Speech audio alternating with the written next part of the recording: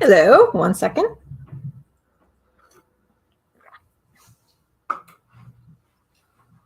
Another second, because I have a mischievous little mister getting on my desk. Say hello to the internet, baby. He is still utterly entranced at reflections. There we go. Cat tax paid. Okay. 1 sec. Another tech thing to do.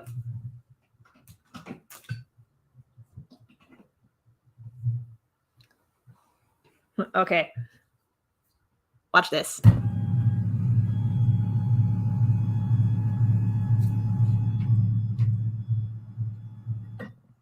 Here we go. You just got the first person point of view of going up and down on my standing desk. Now I gotta plug my mug warmer back in. Okay. Woo. That's all set. I got rid of the extension cord that was underneath of my desk because we had some power issues not that long ago. And the electrician was like, you need to reduce the number of power cords you have in the living room. And we were like, okay. All right. Hello, Jessica and Susu. Happy to see you in the comments and happy to see anybody who is just lurking while we're working. For anybody who is new to the stream, hi, I'm Kelsey. I'm a comic artist by trade. Today, we're going to be drawing some comics.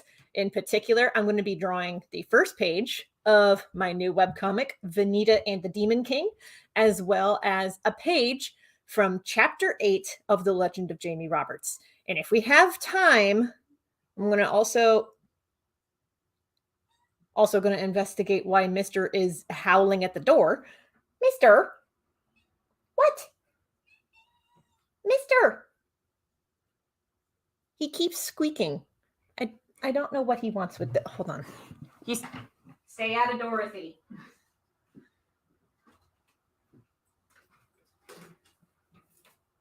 Here, have a mouse.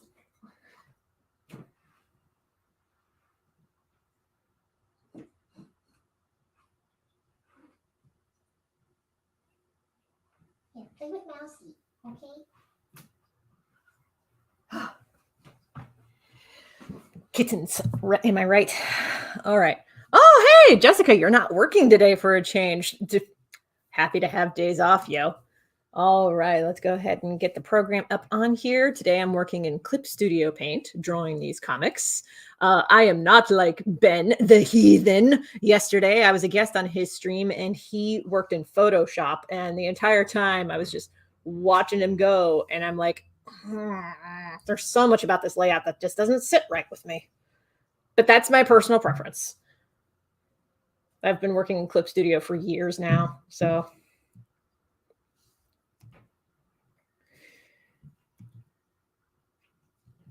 Ooh, okay. You're about to see the process of how I set up a page using the comic script as the base and how I set everything up for drawing today. Answering some quick questions. So, do you celebrate the Crepe Day? I didn't know Crepe Day was a thing, but now I really want crepes.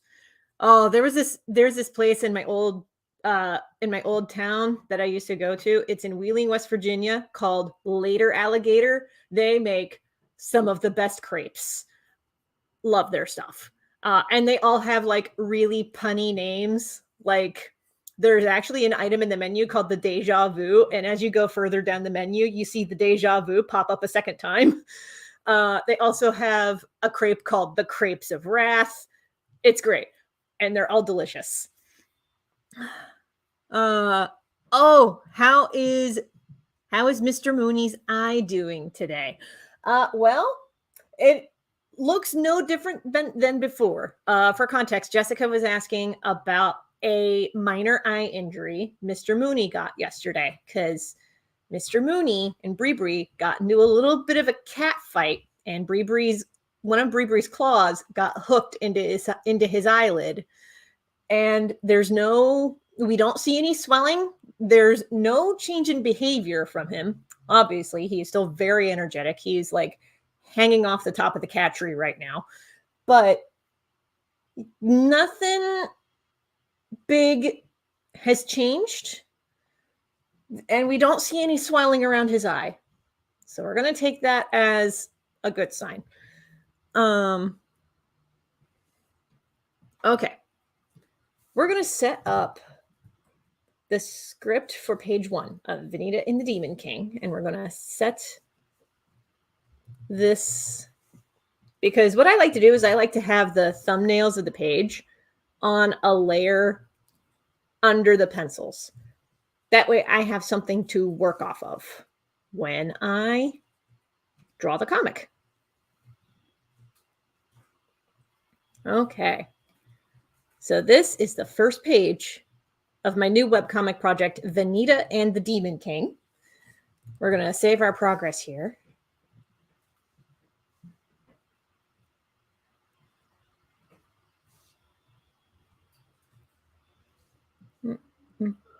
Pencils, and we're going to save this in Clip Studio Paint format.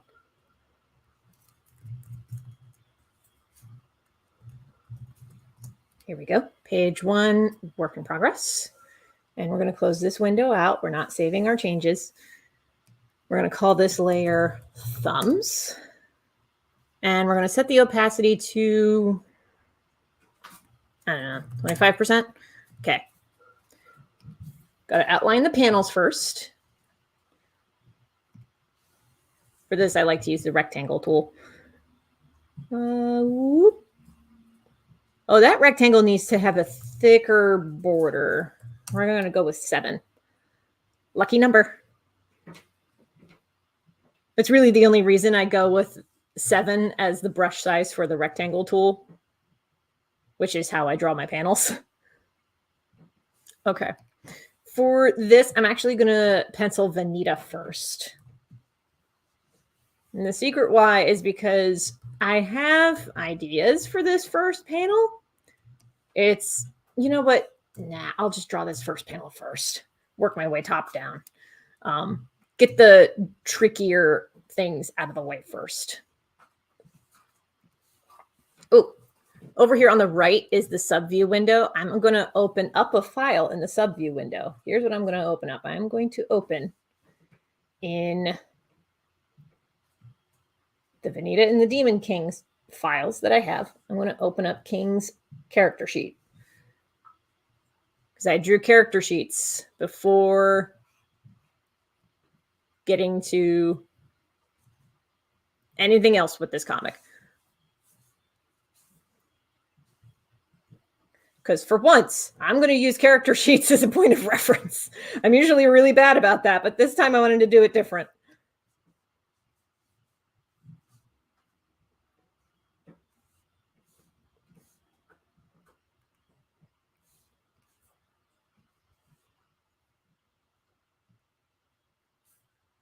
It's a little better. I forgot that you could flip things in the sub view, make it a little easier to spot.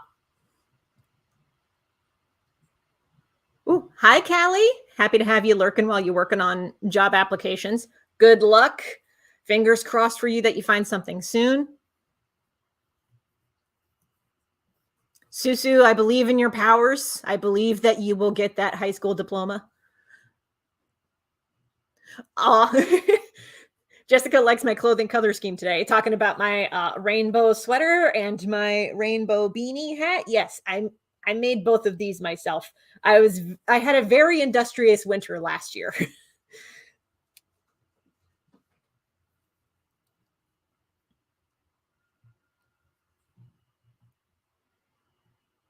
Yeah, I feel that high school is not a fun time for anybody, really. Anybody who tells you that high school age is the best years of your life, that's when they peaked.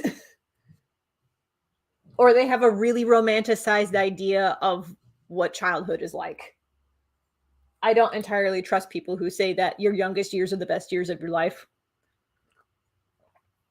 Now, I am biased because my childhood sucked, but I really like being an adult and having the agency to decide what I want to do. Without some adult being like, no, you can't do that because I say so. And I'm like, screw you. I don't have to listen to you.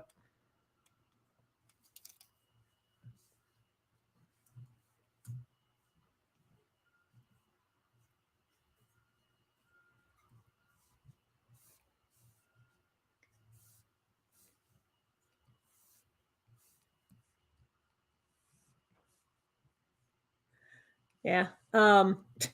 Having the discussion with my own mom about, because I wanted to be an artist ever since I was small. And I drew comics for years. I didn't know that I wanted to be a comic artist until I was in college. But I remember thinking maybe I would get my start working in animation, like at Disney or something, or DreamWorks, or another animation studio.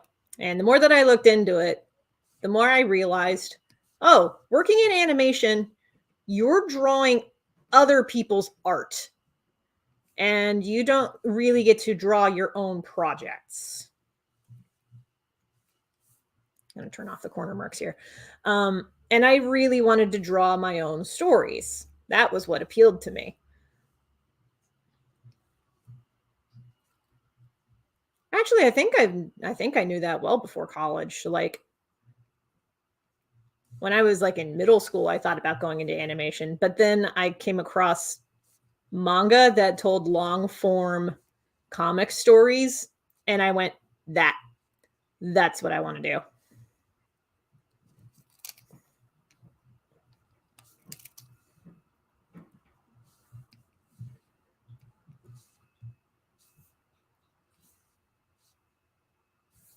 I'm going to turn off the thumbs for a second so that I can draw without influence.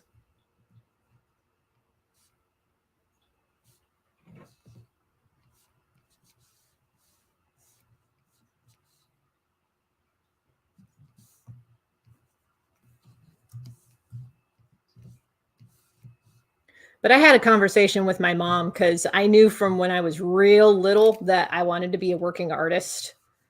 Like that was what I wanted to do. I wanted to make art for a living. And I knew that since I was wee. And mom and I had the discussion about this because growing up in poverty, mom wanted me to ideally pursue something that would make money. So we discussed it and we talked about different options about getting into art or majoring in art in college or anything like that. I did manage to successfully convince her that it was in fact a smart idea to make art for a living. I think my go-to example is kind of the same as a lot of people's go-to example, which is graphic designers make just about everything in the world that you're familiar with. Package design, that's art. Billboard design, that's art. Comics, that's art. A lot of the stuff that goes into making movies, especially nowadays, that's art. Like art can be applied to a lot of different things.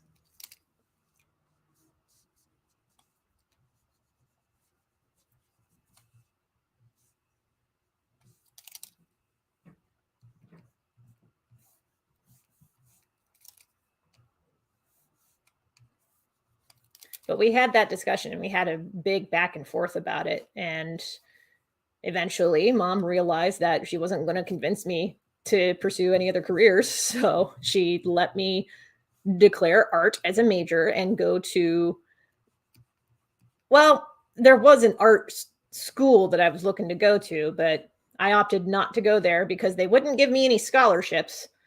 They were charging like $40,000 a year, and the only thing that I got to help me with the cost for that was a $1,000 scholarship with an organization that wasn't even affiliated with that institute. Don't go to the art institutes.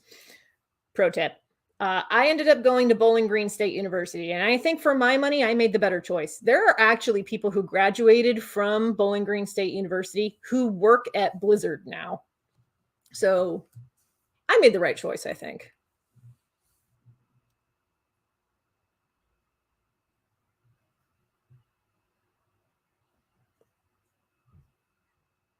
The bot. Yeah, I noticed the bot as well. I'm simultaneously streaming this on YouTube, Twitch, and Twitter. The chat bot has popped up on my Twitch, and unfortunately, because I'm streaming this through Streamyard by proxy, going to those other platforms, there's not really an easy way for me to just like nah on that comment, but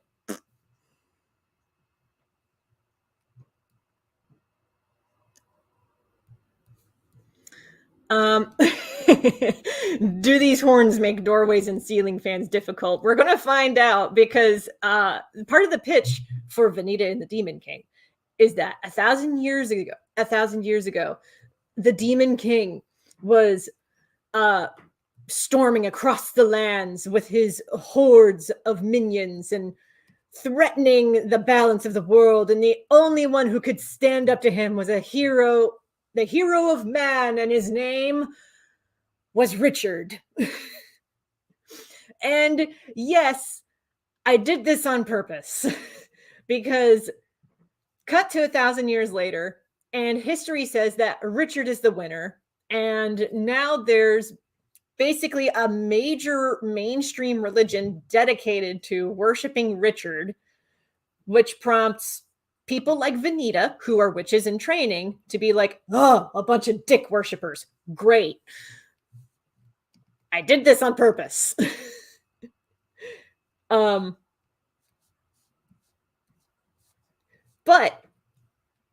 in this modern day, about 1,000 years later, that is when Vanita, our main character, goes jogging on her usual morning jog in the park, and she comes across the legendary Demon King passed out in the bushes.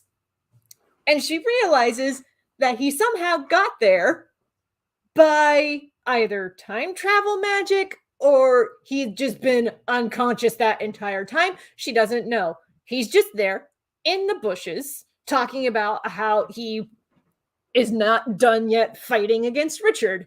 And she's like, okay. And long story short, he ends up passing out on her couch, and the two become roommates. Eventually, the story does become a situation where he's just like, ugh, this modern day is not my thing. I just want to go home. So at some point, he is going to have to contend with doorways and ceiling fans and things like that. To that end, he's a little bit too tall for all of those things.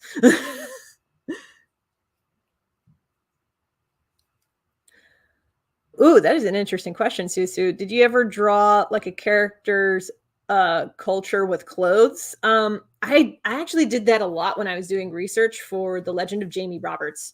Most of my research sketches for The Legend of Jamie Roberts was just looking at all of my notes from my African art history classes and figuring out what would be safe to riff off of and what would be not safe to riff off of.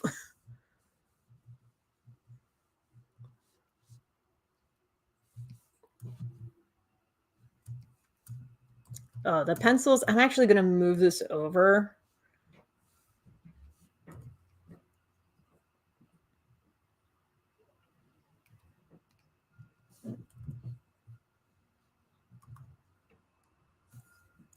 Turn the thumb layer off for a second because I think I need to rotate the, yeah, I need to rotate that torso.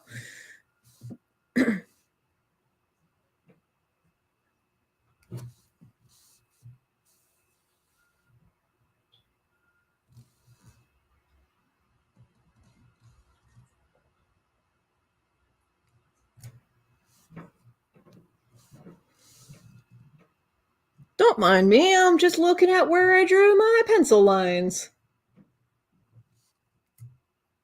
Okay, I'm trying to encompass everything that could be torso, but not his hair. or N's hair. Demon King actually uses a different set of pronouns than what most English speakers use.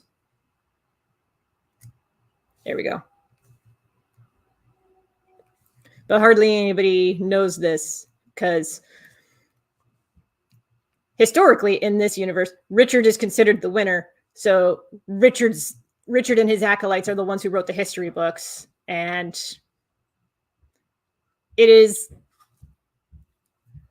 I think, implied in the text, if not explicitly written outright, that Richard and his acolytes made it a point to eliminate any records that referenced genders outside of male or female.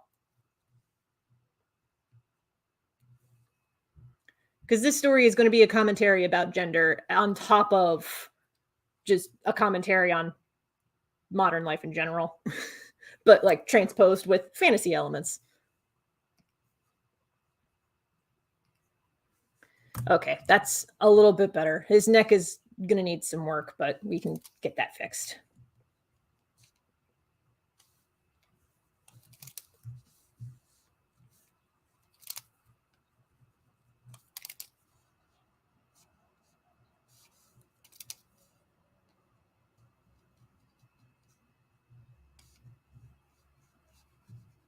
And I'm going to have to work on the pronouns that I use when referencing King, because the pronouns that N uses aren't really revealed until like towards the end of the book, but I do want to try to honor the character and refer to N by N's proper pronouns or their preferred pronouns.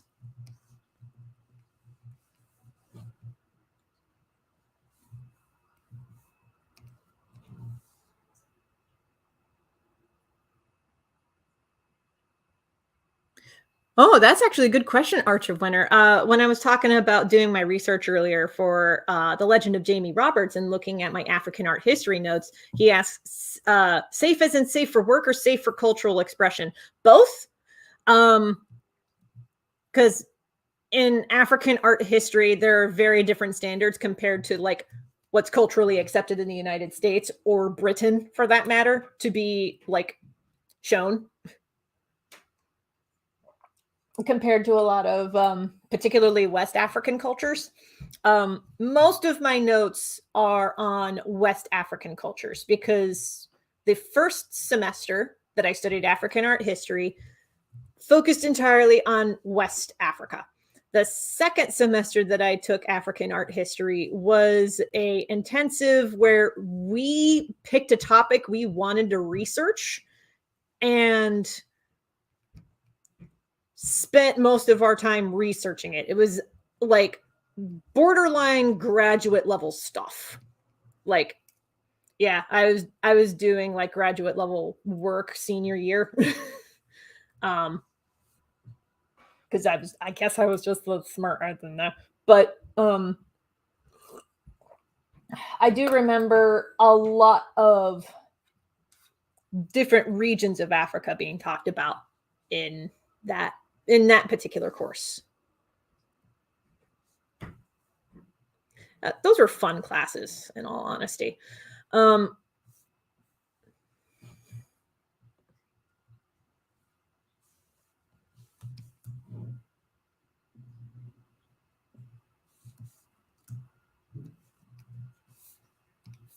Okay, before I start drawing the torso any further, I'm actually going to do a rough outline of where Richard is going to sit in this page. Oh,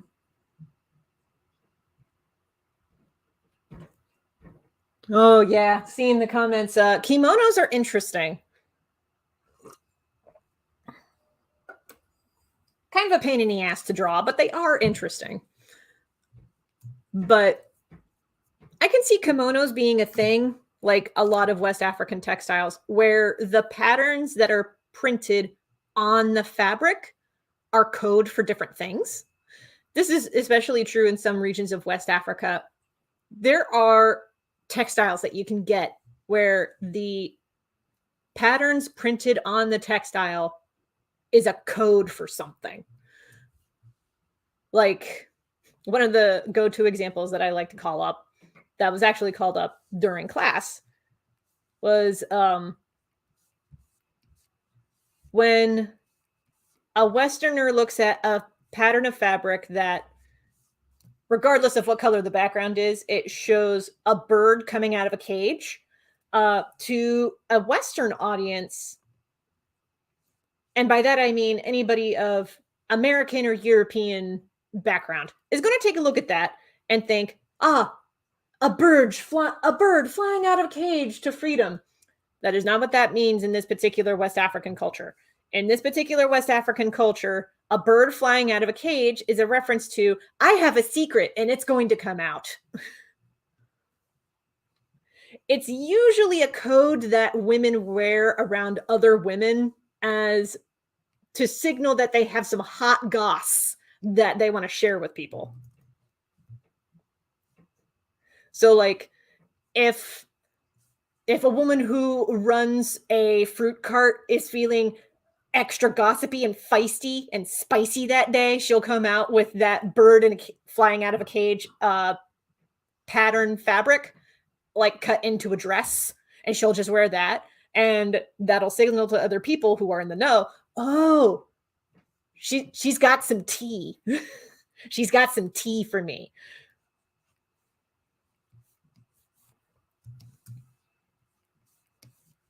I just find it so fascinating. Because a lot of West African cultures put so much importance on the patterns that are printed on clothes. And I just find that fascinating. And I wanted to incorporate a lot of that principle into The Legend of Jamie Roberts. So the patterns that do show up in The Legend of Jamie Roberts have different meanings depending on what the pattern is in the context. Like, in the events of chapter 5, there is the true chief of Maliwe, and then there's the imposter chief, somebody who is pretending to be the chief. The guy who is pretending to be the chief is wearing a pattern on the fabric that signals that something is off. The pattern that he's wearing is circles within circles. And in that culture, a circle within a circle references eyes. If your fabric is covered in eyes, that is an invitation for Mokta to come and stare at you. Whereas if you're wearing a pattern on your fabric in The Legend of Jamie Roberts, where there are triangles, that is a reference to sunbeams. Sunbeams are what you wear to keep the evil eye away from you. So if you've wondered why there's triangles drawn around the door frames, why there are triangles on certain fabrics, that is why. The true chief wears a fabric that has swirls in patterns, in waves on the fabric. And that is a reference to the way, which is the supernatural otherworld in The Legend of Jamie Roberts. That fabric is a sign that he is connected to the way, which you kind of have to be if you're going to be a Ragoon or a chief. So that sort of thing, the understanding that different patterns can only be worn by certain ranks of people, that certain patterns mean different things, and it means different things depending on who wears them. That is a principle from African art that I wanted to carry over into The Legend of Jamie Roberts. And I'm having a lot of fun with it. I'll be real.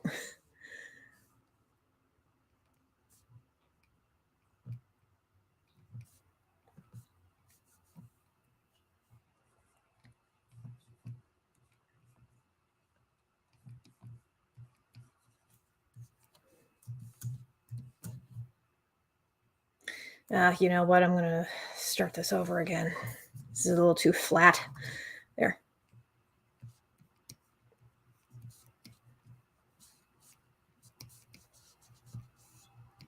Here we go. Get a little bit more motion in Richard's torso here. I'm going to rough outline of a sword here. Oh, hold on. Okay.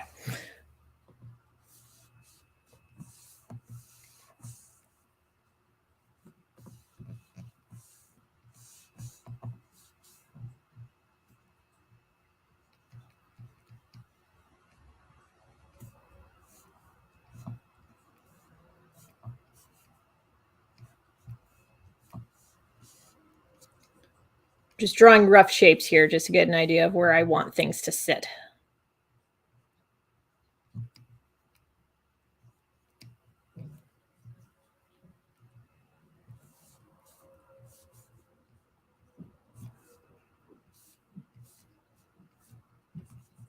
Okay.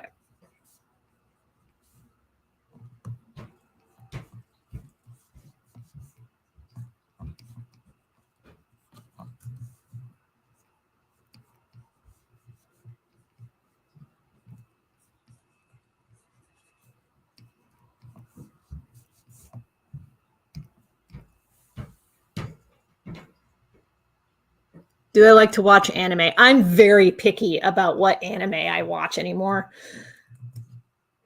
I'm actually going to be rewatching Trigun very soon because of the new Trigun movie that's coming out. Trigun Stampede, I think is what it is. Not sure how I feel about that movie being computer generated, but I understand why it is computer generated. This is actually something that Bennett the Sage talked about in, it's either a proper anime abandoned episode or in one of his offshoot series. He talks about how anime as an industry is really slow to adapt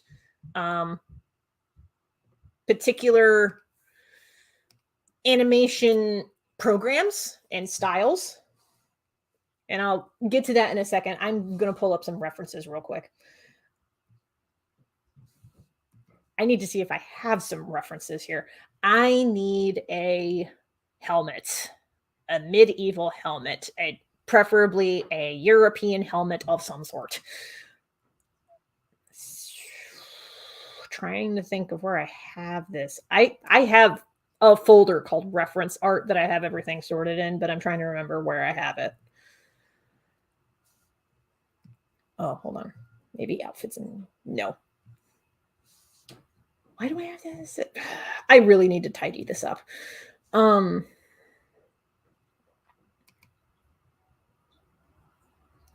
armor has some interesting helmets. I'm not sure that I would want to give him a samurai helmet because Richard and his men and his acolytes are more of a commentary on Catholicism. So I'm not going to go any further than that. Anyway, to talk about anime in general, the reason you'll likely see a lot more computer-generated anime is anime as an industry is really slow to adapt to changing animation tools. But now they're coming to a point where people who are breaking into the industry are being trained on the new to them machines. The thing about the anime industry is that the machines that they get to, like, quote unquote, upgrade are things that the animation industry in the United States has been working with for years. So, like, Disney pioneers technology, but Disney pioneers it.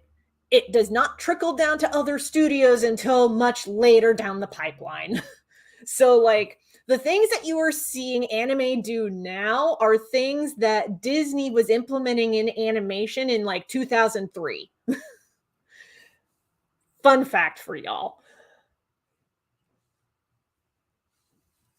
And that is why computer generated anime looks the way that it does, is because it is working with technology that is somewhat old in comparison to like what Disney and Pixar are working with right now.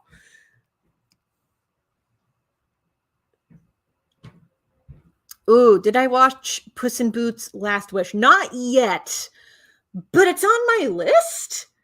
My friend Chloe, she studied animation. She went to grad school for animation. She will talk to you about animation for days. It's one of the best qualities that she has. She actually convinced me to watch Puss in Boots: Last Wish sometime soon. I don't know when yet, but eventually I will watch it because I saw the animation for it and I love that CGI movies are embracing that their stuff can look textured, that it can look like paintings moving, that it can look like I do think when Into the Spider-Verse came out, that really changed things with CGI, because Into the Spider-Verse incorporated Ben-Day dots and all kinds of new textures to make it look like a moving comic book, which is phenomenal. The Lego movie, I think, is another pioneer with CGI in that it looks deliberately like stop motion, like Lego figures, and they computer generate the fingerprints and everything, but they animate it to make it look like stop motion. And that is on purpose. And I think that's brilliant. Now, CGI is not going to be a replacement for stop motion animation. Like, you probably could replicate,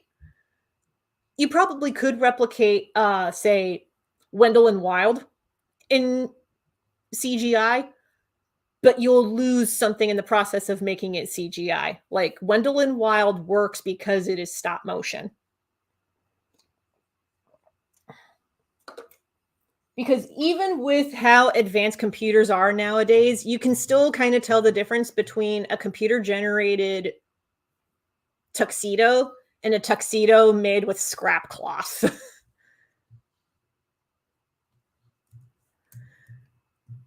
Anyway, I was looking up helmet references. Going back to the question of, do I watch anime? Not nowadays. I haven't come across a current anime that I really like.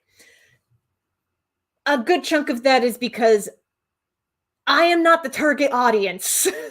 Most anime is targeted towards people who are half my age. Like, I know I don't look it, but I am 33 years old. I'm not of the age demographic most anime is targeted at, particularly anime that is brought to the United States. Most anime is targeted towards people who are between the ages of like 13 and 18. And oftentimes, no age bracket beyond that.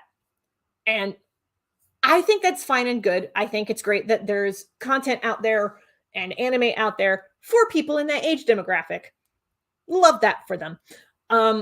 Spirited Away is an outlier. Spirited Away was actually made with 9 to 10-year-old girls in mind. Fun fact. Well, 9 to 12.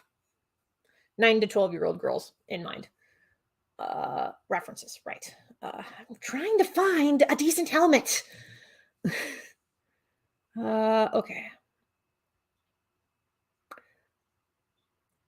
I forgot that I have Oglala-Su armor references in here. Oglala-Su is probably not the correct term for it because we don't use Sioux to reference Native Americans anymore, because Sioux is not a good word. Spoilers. But yeah, I'm not finding the helmet here, so I'm just going to do an image search on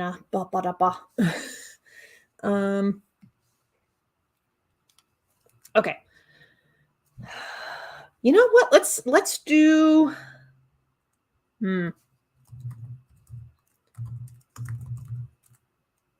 Italian armor.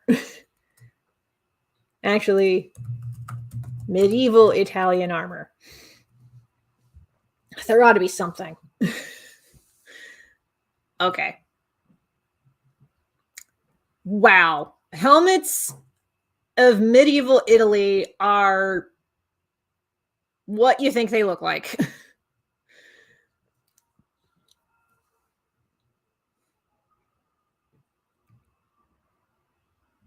Okay. Okay. I have an image. I'm actually going to save a copy of this so that I have it for later.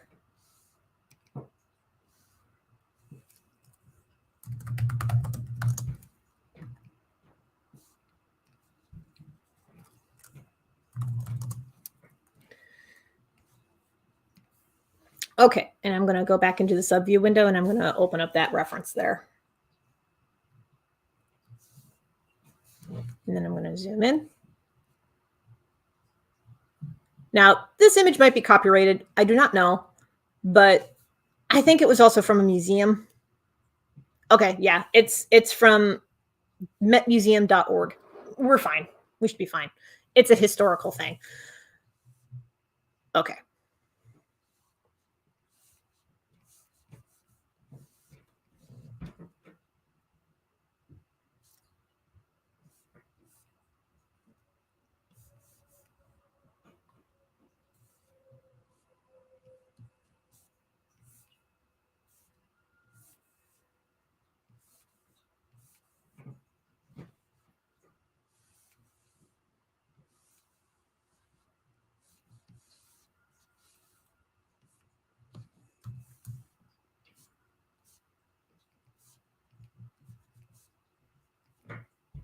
I figured referencing Italian armor would make the most sense since, you know, Richard and his acolytes are a commentary on Catholicism, and Catholicism sprang from Italy, though Christianity could also be argued as having come from the Byzantine Empire, which is where like modern day Turkey is.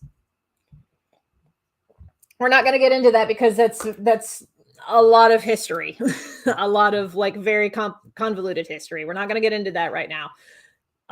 But here we go. Okay.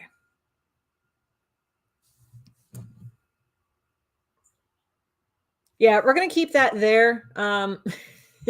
So fun fact for y'all, behind the scenes peek at Vanita and the Demon King. I have some character concepts in mind for what Richard is going to look like.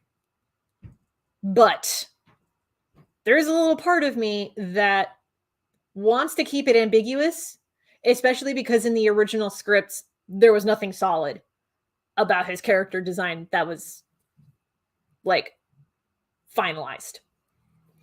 But I wanted to keep him somewhat nebulous because unlike the historical Jesus, who we know what he looked like, and it was not a pasty white dude. The pasty white dude iteration of Jesus is actually the son of a pope that was made for propaganda purposes back in the Renaissance.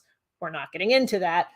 But if we're going to be taking Vanita and the Demon King and having Richard be a commentary on Catholicism, I do want to keep Richard himself vague because I kind of want to play with the subtext that people will make Richard look like what they want Richard to look like. Like, sure, there could be historical documentation of what he actually looked like, but people are going to imagine him however they will imagine Richard. So I like the idea of keeping his character design super vague because of that.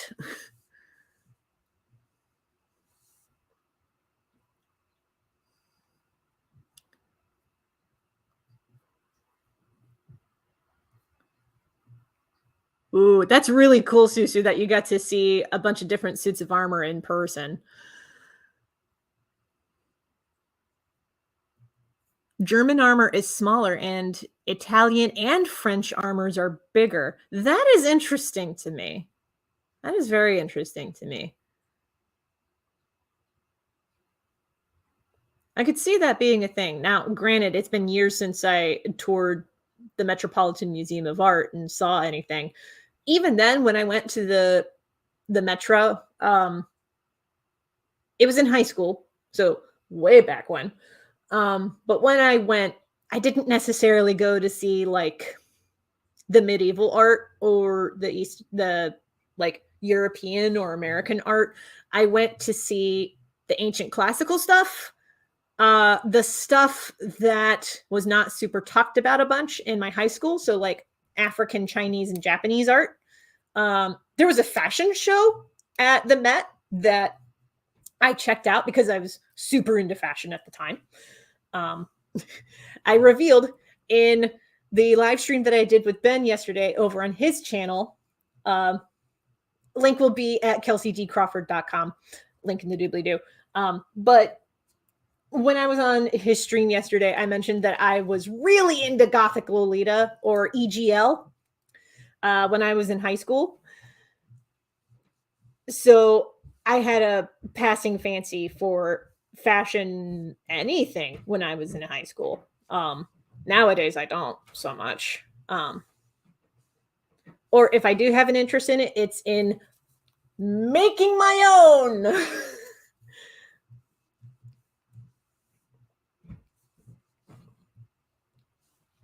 Okay.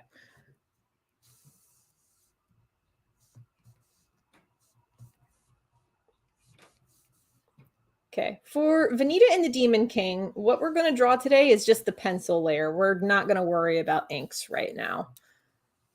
Mostly because Vanita and the Demon King is still being funded on Crowdfundr. I want to wait until the Crowdfundr wraps before I do anything else with any comic pages for it. Vanita and the Demon King is on Crowdfundr currently, raising funds to help cover some basic costs before production really gets underway. I wanted to draw today's page to draw the page and also to show you a little teaser of what the comic is going to be like and talk a little bit more about it. The comic is still on Crowdfundr and will be until January 31st. This upcoming Tuesday. The campaign will close at 11:59 p.m. Eastern Standard Time. You have until then, if you have the means to back and support this webcomic. Link is in the doobly-doo or at fantasyvilleproductions.com. I redesigned fantasyvilleproductions.com to really emphasize the comic projects that are coming down the pipeline.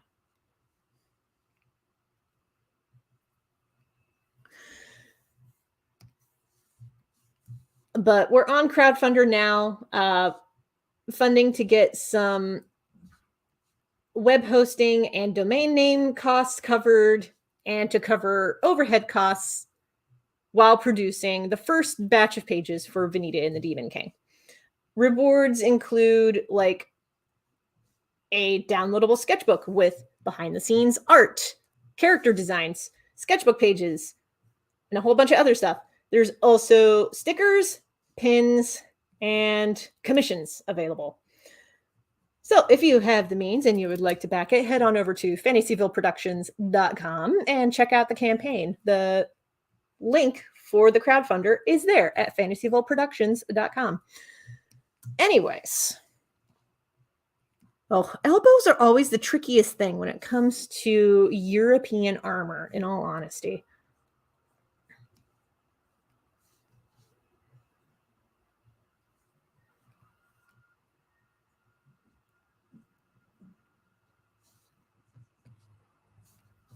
Susu, I did see your comments about Chinese and Japanese armor.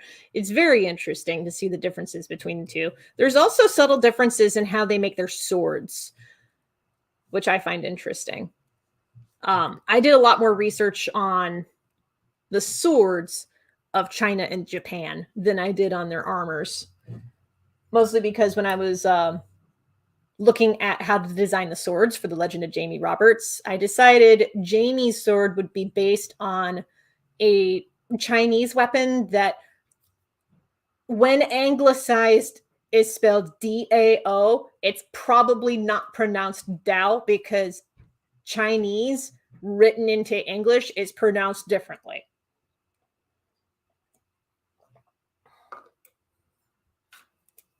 So I don't know if it would just be a straightforward Dao or if it would be a different pronunciation altogether.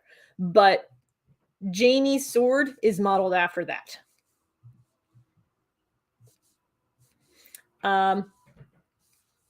Fun fact for you, the sword that not Egypt is going to wield a sword in the cover art for Chapter 8 of The Legend of Jamie Roberts, and I'll show that off later on in the stream. The cover art is going to depict I believe it's a West African sword, but I have to double check that.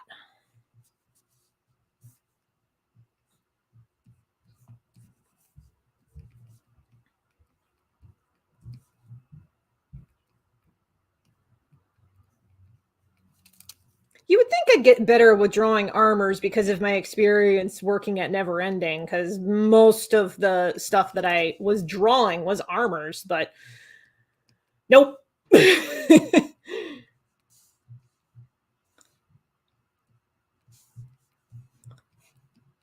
Okay.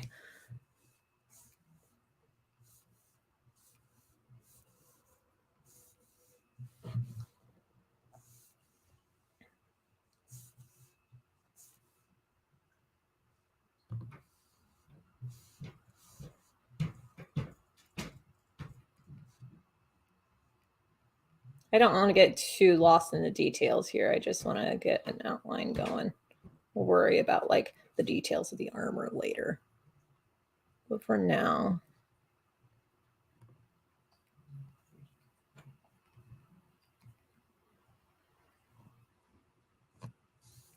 by the way, if you want to have a fun time watching medieval themed things, I highly recommend you find an episode of Mystery Science Theater 3000 called The Magic Sword. It's something like episode 411, somewhere within that range. But The Magic Sword is a Bert I. Gordon production. So there is a lot of scale wonk, deliberate scale wonk. Bert I. Gordon loved to do weird juxtapositions and like, I don't remember the technical term for this particular filmmaking technique, but back in like the 60s, you couldn't do CGI things. So if you wanted to depict people who were an inch tall side by side with people who were of average height, you had to basically have like a negative area next to either the normal sized person or the person who was going to be depicted as an inch tall, so that the film could be cut and spliced next to each other to play side by side like that. Like, it's weird. Bert I. Gordon did this a lot back in the day. But I highly recommend you check out The Magic Sword because it is just so cheesy. There's something about it that's just great. And also there is an actor by the name of Basil Rathbone. That is a name. It is a great name. I wish more actors nowadays would use names like Basil Rathbone. It's amazing.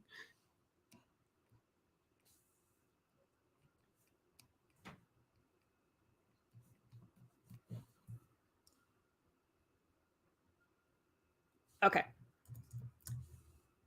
That's a good outline for Richard. We're actually going to shrink him down a little bit because the Demon King is supposed to be scaled a little larger.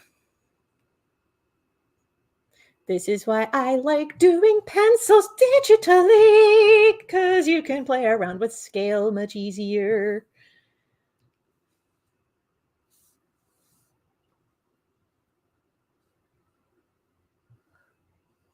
Oh, thank you, Arch of Winter. I know that you know Chinese better than I do. I appreciate that. When I said Dao earlier, sounds pretty accurate. Yay! Thank you. I make an effort. I'll say that. I make an effort. I'm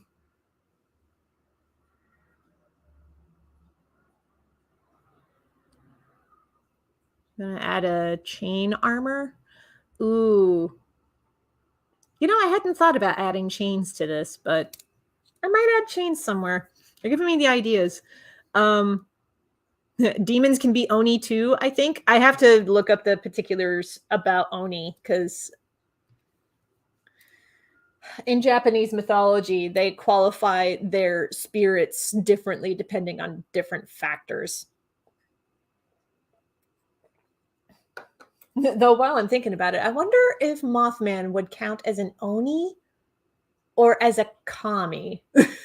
He might be an Oni. I don't know. I'd have to look into it.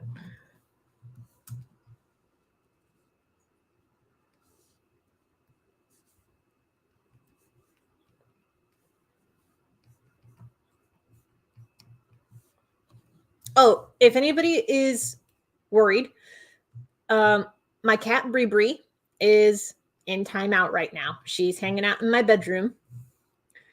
She didn't do anything wrong, but she's just not feeling well. She has some like eye goop, which means that she has a bit of a upper respiratory infection.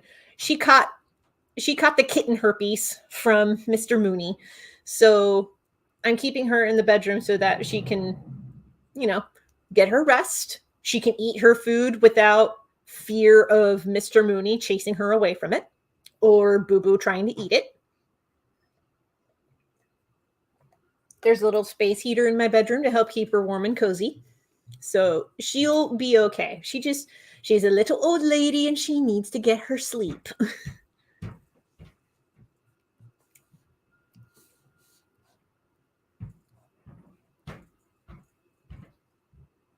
Okay.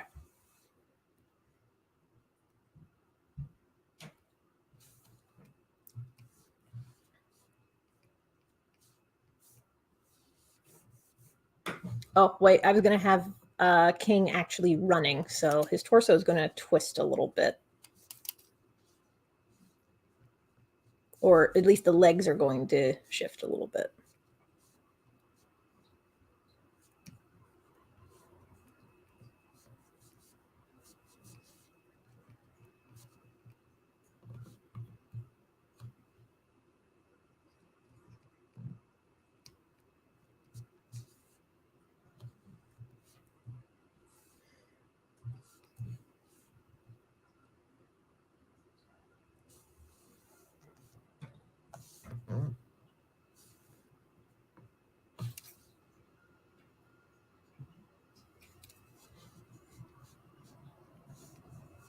Don't mind me, just doing some posing.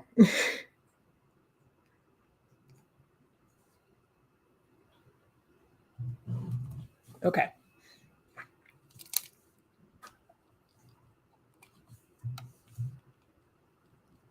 Spoilers, King has a nice butt.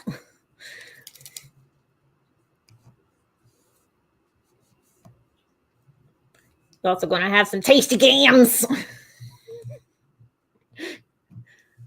I'm not apologizing for what I just said.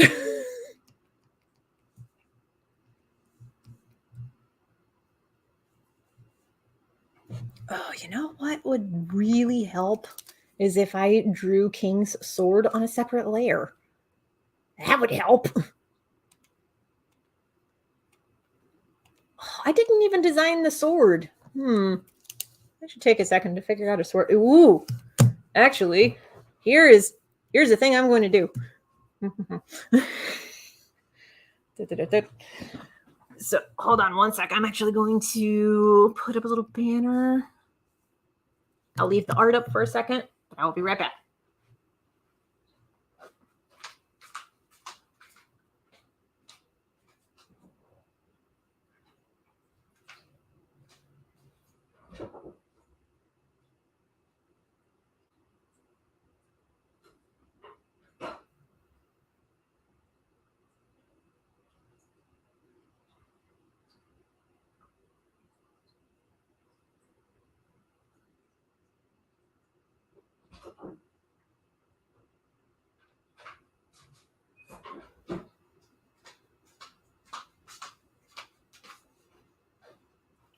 Okay, here's what we're going to do. I'm going to shrink the Clip Studio Paint window for a second so I can show you what I am going to work with. Swords and Hilt Weapons by Michael Sharp with an E at the end.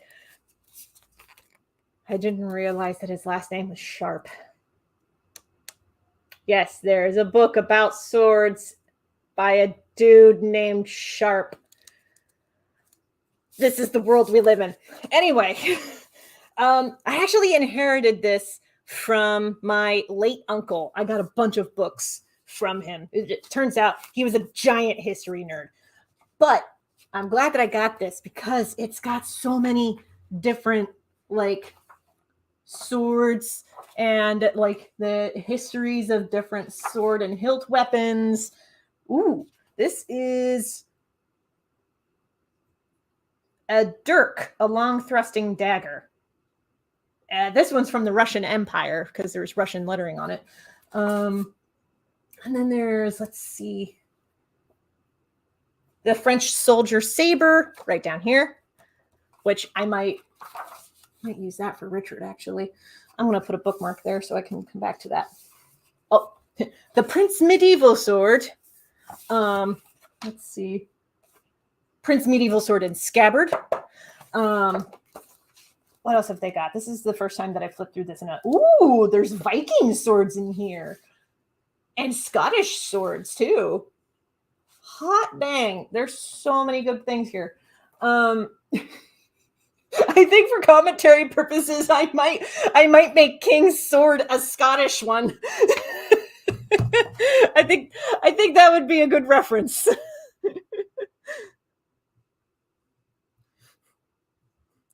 Yeah, this is a really cool book. I'm not gonna lie. Okay, I gotta wonder. Are there? Please tell me that. Okay, there are Hanwei swords, like the Golden Oriole and the Shinto Katana, right here. I'm wondering if they have African swords because Africa has some interesting sword designs. Hold on, Cold Steel Battlegant butterfly swords. It's pretty cool.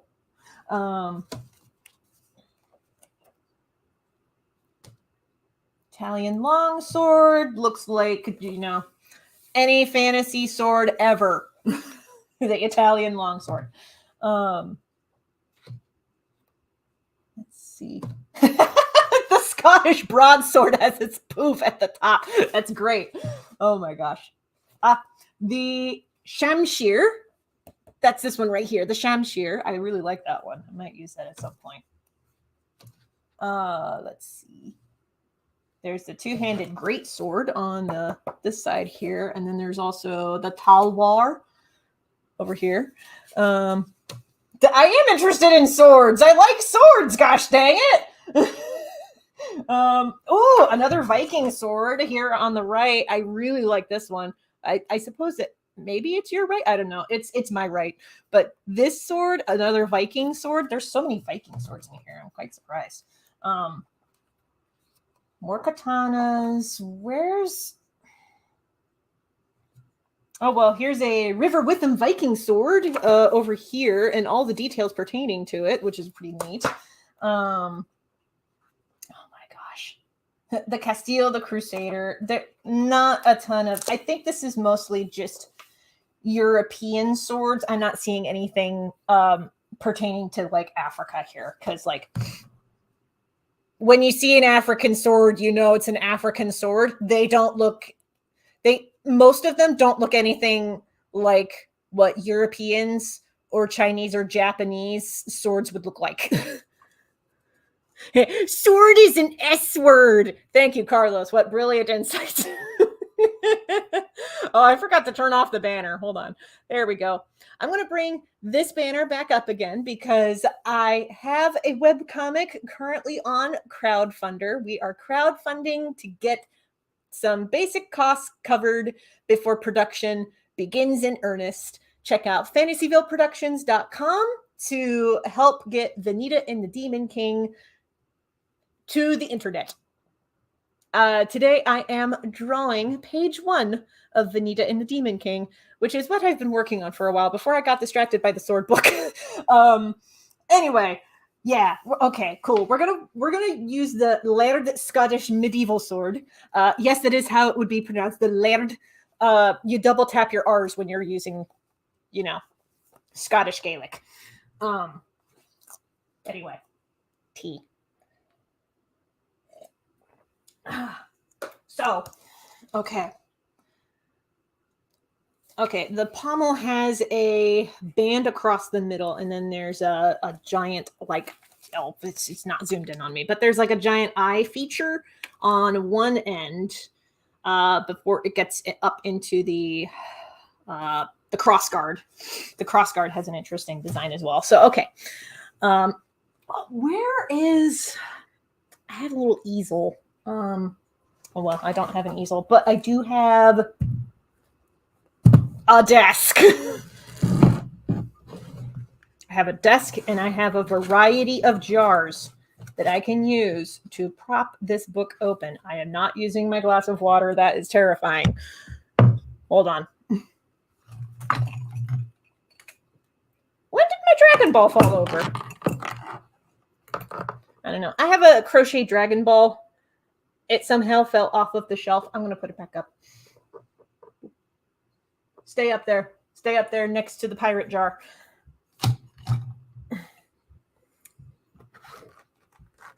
Okay. And I have another mug of Tombow pens. I'm going to use that. Okay. I got to take a picture of this. I don't have Instagram on my phone anymore. I'm actually really fed up with Instagram. I'm posting on there way less lately, but I'll post this so that I can post this up on Discord.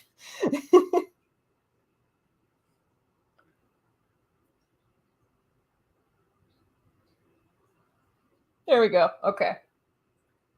Picture got. There we go. Eventually, I want to get a dual monitor set up because I would love to have the one monitor to be the monitor that I'm drawing with, and then the other monitor to be for the live stream stuff, so that I can just look at the corner of my eye to see if there's any new comments rather than clicking an entirely new window away from the art that I'm drawing. Anyway.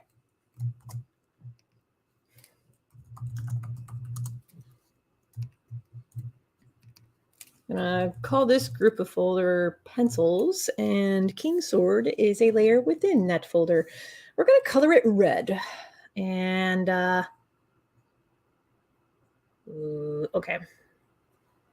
Symmetry line. Going to hit the letter U twice, and we are going to draw that symmetry line. King Sword. Okay.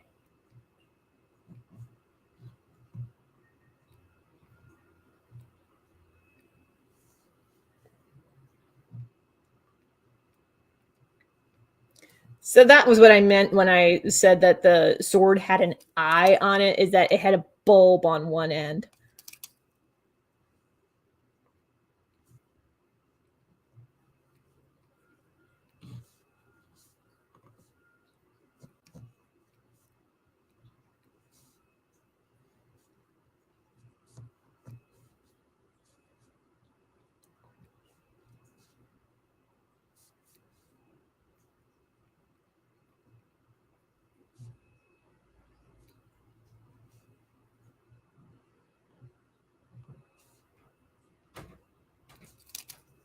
There actually isn't a point on this part. The point is on this part.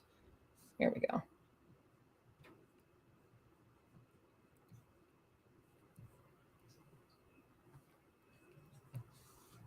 Again, I am modeling King's Sword off of a layered Scottish medieval sword that is referenced in Swords and Hilt Weapons by Michael Sharp. He didn't choose his name, y'all. Unless he did. If he did, good branding on your part. Okay. This sword actually has a curve, like a more curved tip rather than like a pointed end. It's not like a rapier in that regard. So, but it does taper.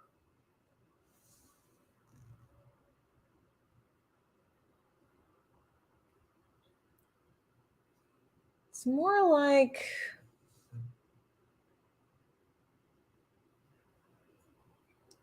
about... Okay, I'm going to need to round out the tip. So many innuendos happening right now. There. About that shape is what the layered Scottish medieval sword is shaped like. But there is also a groove, it looks like. I can't tell if this is a groove that's like concave or if it's a groove like convex because of the lighting in this book. I want to say it's convex though.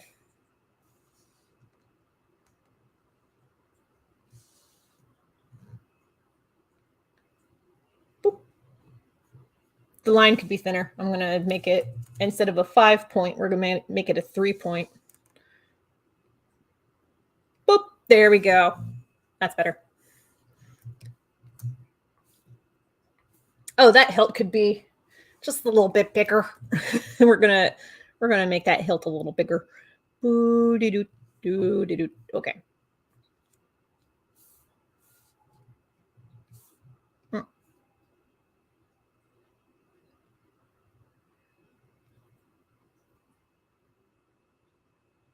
Still going to try to keep it somewhat symmetrical to the symmetry line, though. Boop.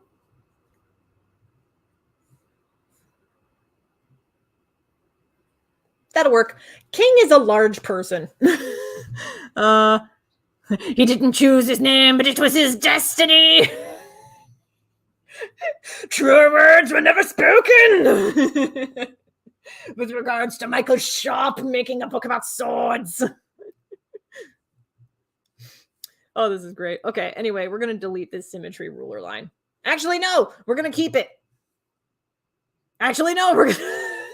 I know I keep flip-flopping, but like, oh, no, we're going to delete that line. It came in handy for penciling, but I don't think this sword is going to stay in position when we get to the inking stage. But I wanted to draw the sword on a separate layer so that I could like position it so that I could figure out where the heck I'm going to put his hands or N's hands.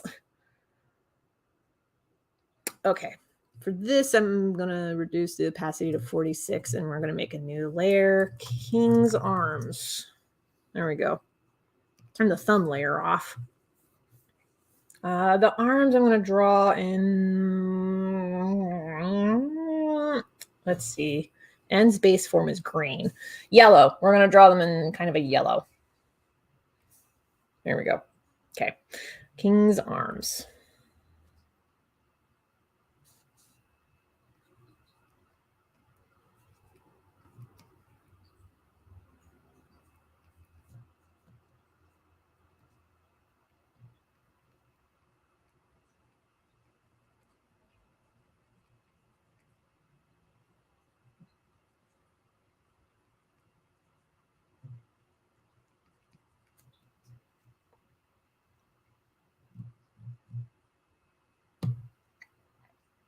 Oh, you know what? I just realized. I thought N was going to wield this weapon two-handed. I don't think they are. The layered Scottish medieval sword is not... It doesn't have a long enough pommel for it to be two-handed. It looks to be one-handed. Okay.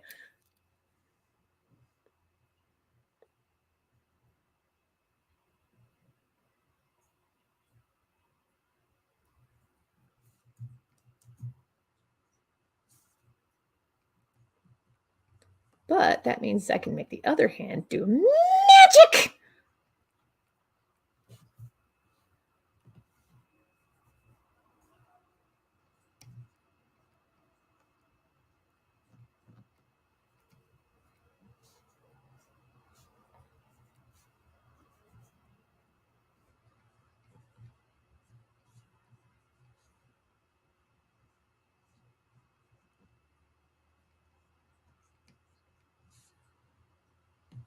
I'm trying to think of like the most recent anime that I've watched, in all honesty, other than Promare.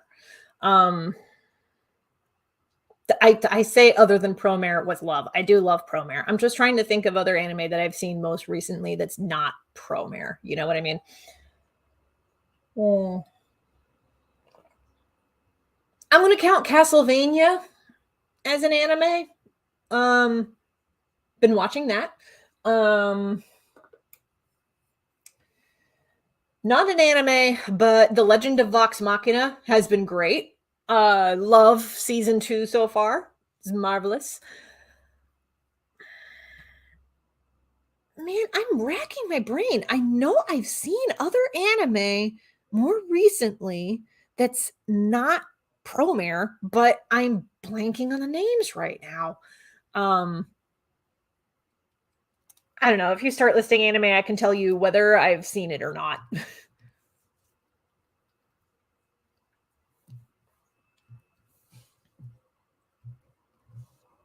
I can tell you very obviously, I've seen Dragon Ball and Dragon Ball Z. Have not seen Dragon Ball Super. I've not seen the latest Dragon Ball Super movie, Dragon Ball Super Superhero. These names. I've not seen that one yet, but it's on my list. These names, man. This is from the same it's from the same series that gave us a Super Saiyan God Super Saiyan Blue, which is a name that exists and it's so stupid. Oh, don't get me started on Super. Okay, there's reasons that I don't watch Super. I have seen Super Broly. That is good. Just mwah. It handles the character of Broly so much better than the Z movies. Love it for them. Love the new Broly. It's great. Anyway,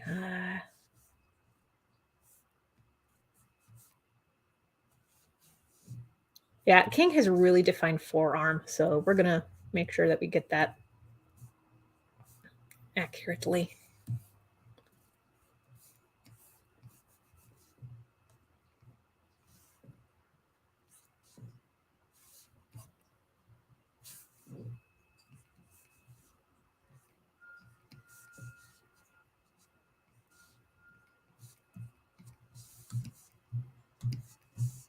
No, that's not right. Hold on.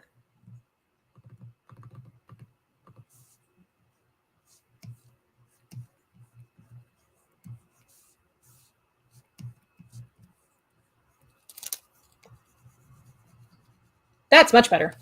Ooh. Probably help if I could rotate the canvas. I'm going to rotate the canvas. One sec. There we go.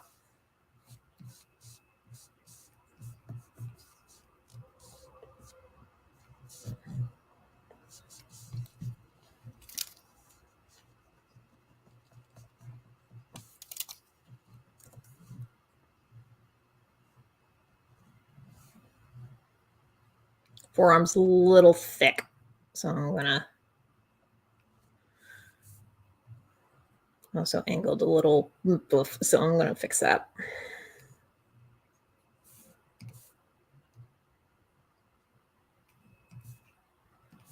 Boom, done. Cool. Yay. Okay. Looking okay so far. Yeah. Beefy arm for big measure. Spy X Family. Have not seen it yet, but it's kind of on my list. Sorry, I just realized that I was about to say something about the Pop-Tart that's next to me, but I'll get to that in a second. Spy Family, I don't know how many like seasons it's on, or how new it is, or what it is. My thing is, I don't have the time or energy to really invest into something like long and epic like One Piece. As much as I would love to be invested in One Piece because it's about pirates, I just can't. It's too long. Pop-Tart tease. Yes, I'll get to the Pop-Tarts in a minute. But when it comes to anime, I much prefer things that are short things, like short series, which is why I love Trigun as much as I do, because it's only 26 episodes long and one movie. Technically 2 movies, but I haven't seen the second movie yet. Trigun Stampede. That's the second movie I'm talking about. But anyway, Trigun, short series. Love it for that. I do love Dragon Ball and Dragon Ball Z. The reasons I love it, though, is because I grew up with those series. I put that time and effort into it. There's not a ton of shows, especially recently in anime, that have made me go, yes, I want to devote my time and effort into this show. I tried that with Seven Deadly Sins. It just did not click with me. What was a there are some other animes that like just do not click with me. Like I do kind of want to see JoJo's Bizarre Adventure in its entirety though. Like I started watching season 1 and I do want to get to where Stardust Crusaders starts. But I'll be honest, the only reason that I want to watch JoJo's Bizarre Adventure is because of the muscle dudes. The fact that it's a bunch of himbos fighting against a vampire is like I love that premise. But maybe it's because JoJo's is targeted towards a demographic that's half my age. That might be the problem. Honestly, my big problem is, like I mentioned before, anime is mostly made for a demographic that I do not fit. So, kind of hard to find anything that makes me really go, yes, I want to watch this. Now that I'm older and I have the time, though, I really want to watch Yu Yu Hakusho, like in its entirety, because I remember watching that when I was a kid and it aired on Toonami, and I really want to catch up on it because I only ever saw season 1 and season 2. Did not know there was a season 3. And I still haven't seen the end of the Dark Tournament saga, so I got to fix that.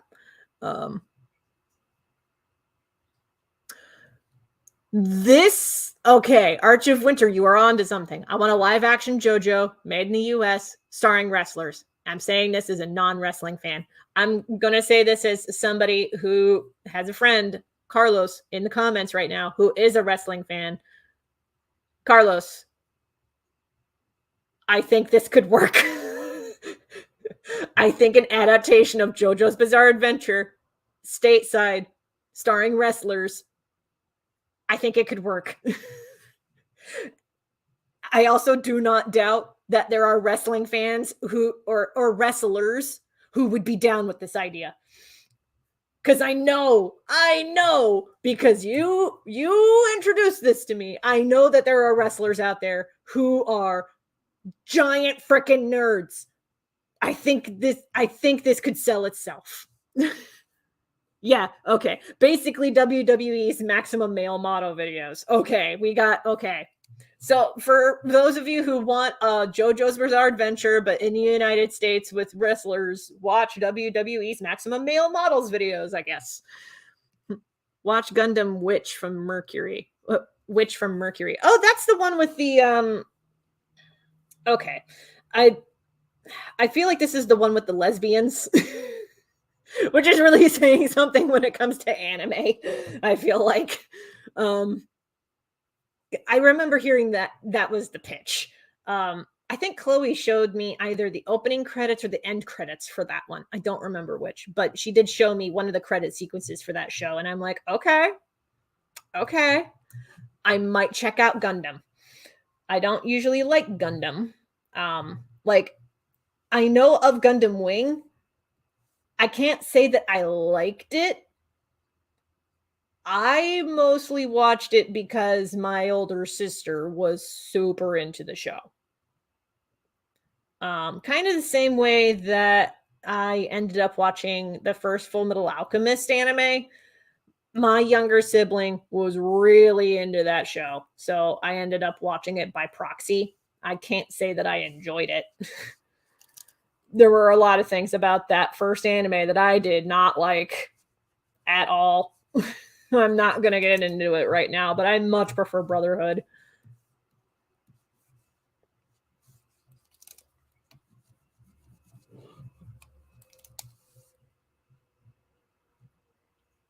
Okay, I think we got that right where we want it. Oof. That took some effort. Okay.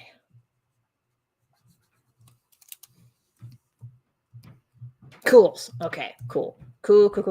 We're going to do that.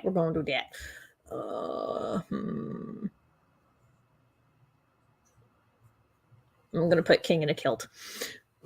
I wasn't originally going to, but he's working with a laird's sword. He's going to be in a kilt. N's going to be in a kilt. I got to correct myself. Even though the pronouns are not officially revealed until much later in the story, I'm gonna try to keep N's preferred pronouns in mind. Okay, pencils. For the costume, we're gonna draw that in red on King.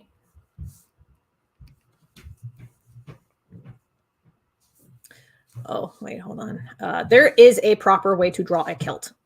Let me get that. And I have kilt reference images. Thank you for confirming my suspicion, chat. I figured that Gundam Witch for Mercury was the one with the lesbians. I'm glad to have y'all confirm. It's the one with the lesbians. Honorable dueling, marriage proposals, love pentagon. Love Pentagon. Jesus. Okay. Butt slapping, punching bullies, revenge plot, and corporate scheming. There seems to be a lot of corporate scheming commentary in anime nowadays. I can't say Promare was the one to start it, but Promare was probably the one to make it popular. Yeah, that is interesting that there are a lot of anime coming out that have a lot to say about corporate scheming and corporate greed. Speaking of anime with commentaries about corporate scheming, there is one anime came out in, I want to say, the 90s that I really want to watch because it looks like a rip-roaringly Mystery Science Theater 3000 fun time. Judge. That looks like hot anime garbage and I want to watch it so bad.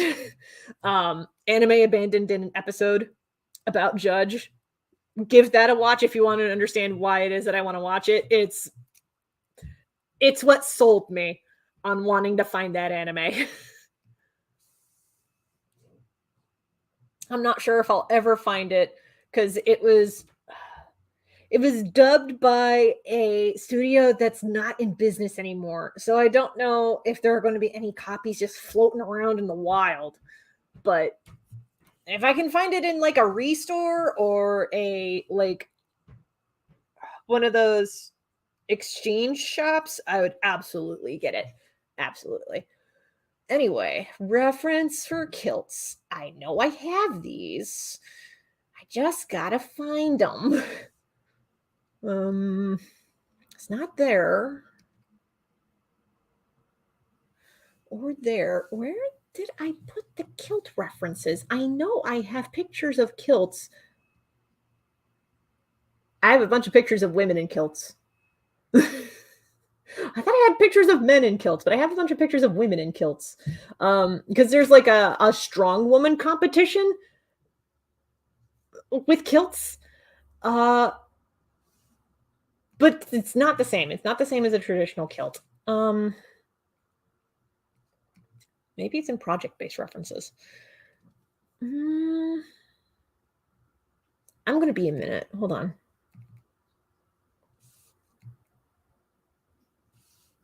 No, no, it's not there.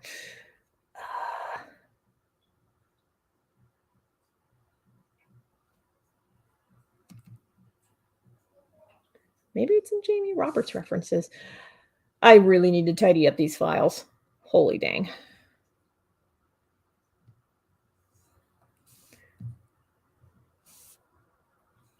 I don't know. The Korith costume references are mostly like African and Native American costumes with a couple of like anime references in there. That doesn't help. You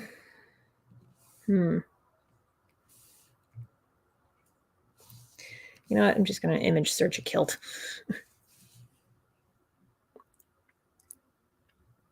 Yes, utility kilts. Oh my gosh. Utility kilts. Just, yep.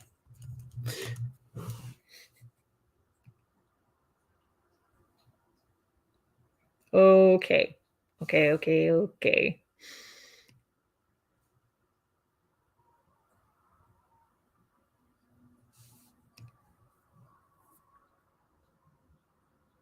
That's interesting. So the kilt is designed for a belt, but I'm not seeing where the belt and the kilt would connect. That's interesting.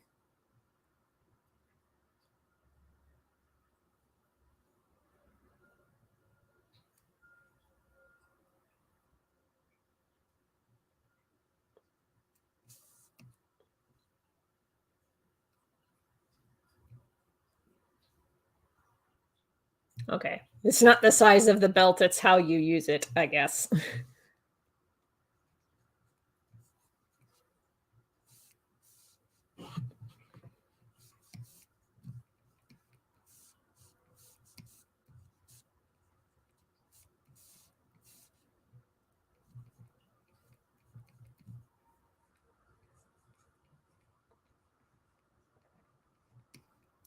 Here we are. Okay. And there are loops associated with some of the belts here. Oop. Ah, that's interesting. Okay.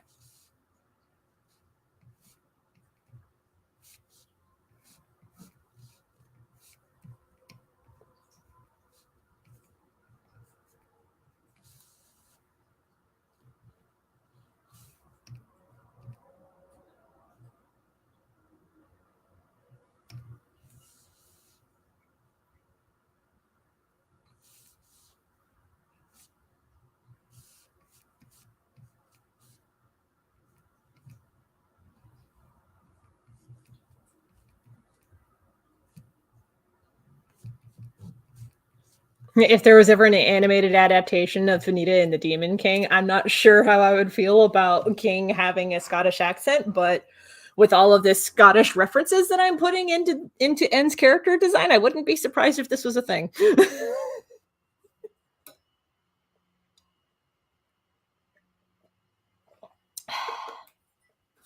Don't know if I would want N voiced by Gerard Butler, though.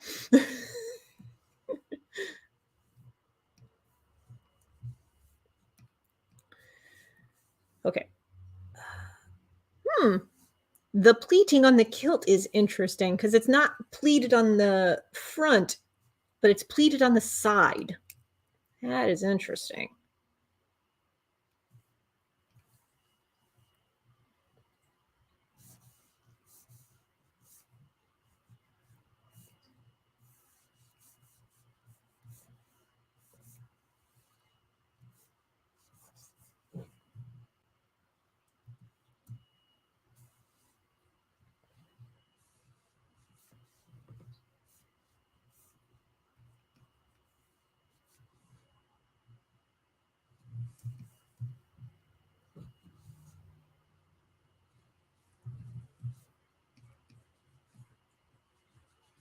I'm also going to incorporate a particular holstering design for holding a quiver of arrows that I saw on medieval reenactment on TikTok not too long ago.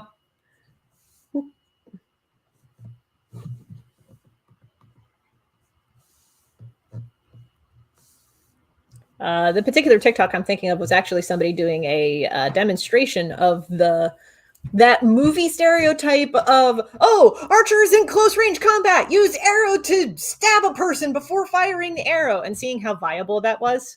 Turns out if you're using just arrows that you get from like Walmart or something, no, not viable. But if you're using like traditional like weapon arrows that were made for like heavy duty war bows, yes, you could do that. Fun fact. You're welcome.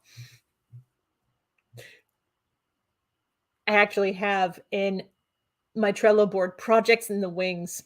I have an entire column of pin ideas, and one of the pins that I want to make just says, fun fact, you're welcome. Considering how often I say it in streams.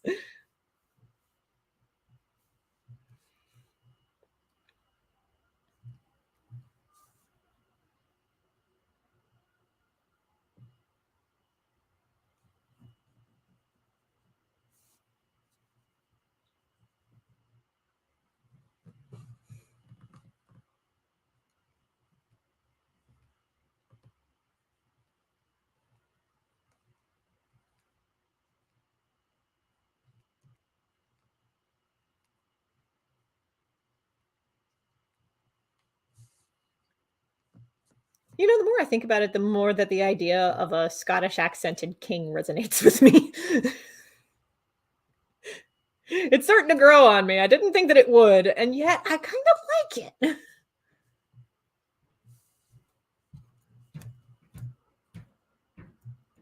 Okay, for the background, I have cheats in mind for what I'm going to do with the background, but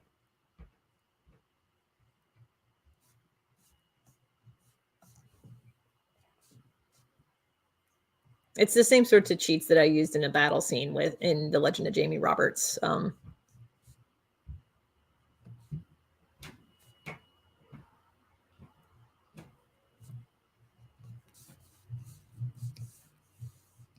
Okay, so we finally got a chunk of panel 1 figured out.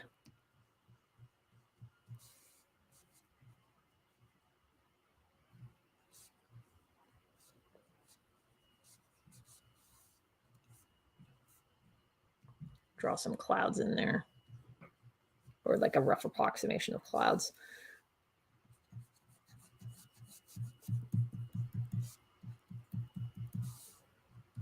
I'm not going to get too detailed here because most of that is going to be in the inking and coloring phase. Okay, now we can get to panel 2. Holy dang, that took that long to get that figured out.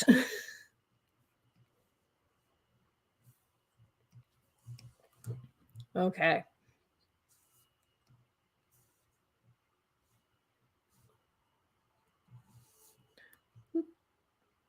And for this, I'm going to bring up Vanita's character sheet, which I also have drawn up.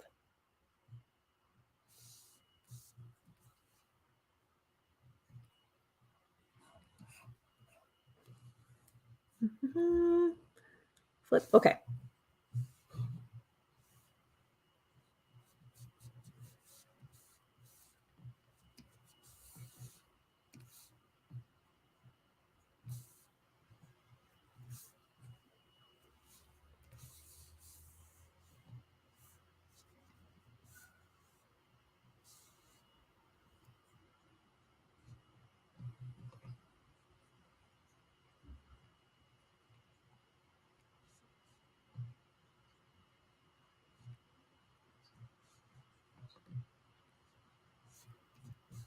Now, Vanita is actually a character design that I really challenged myself with. More coming as soon as I take a bite from today's selection of Pop-Tart. Today's selection of Pop-Tart is cherry flavor. Mixing it up a bit with some fruit.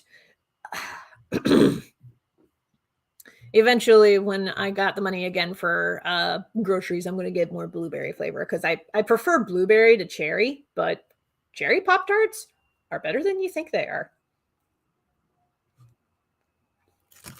Content warning, food. I should really put content warnings in the descriptions of the YouTube videos and streams to be like, hey, content warning, food. I'm going to be snacking while working in today's stream.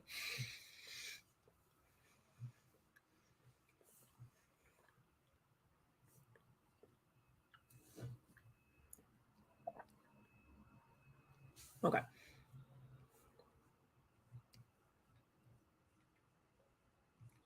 But Vanita's character design, I wanted it to be more of a creative challenge.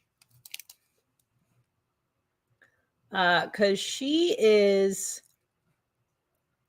ethnically based on a mix between Navajo and Vietnamese.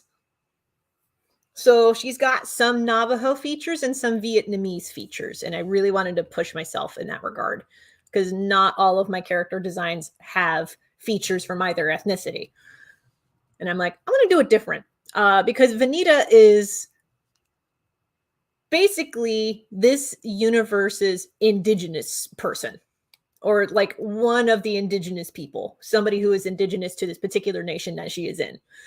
And I wanted to reference that with somebody who has more Navajo features, but also more Southern Asian features. Because whenever you hear like Asian features, you often think about like the pale Asians, Chinese and Japanese.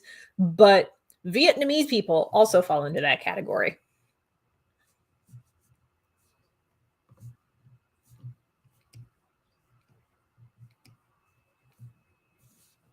Okay.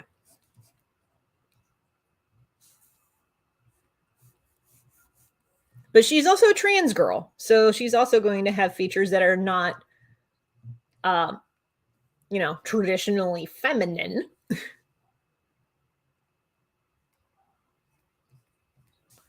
Because in this story, she's actually fairly new to living on her own.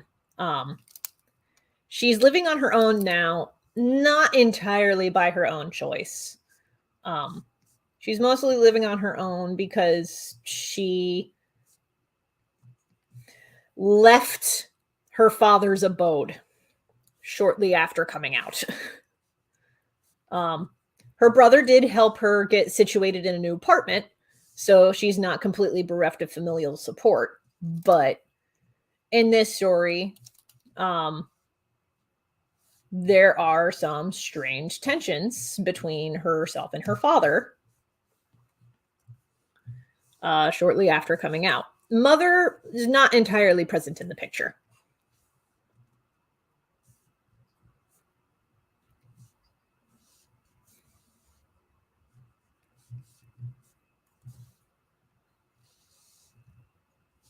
I'm actually going to move this over just a smidge. There we go.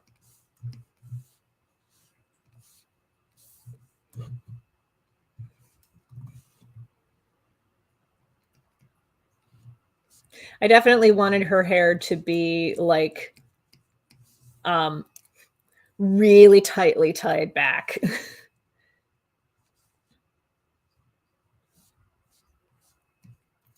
Culminating into a large poof. Like, I really wanted that for this particular character design.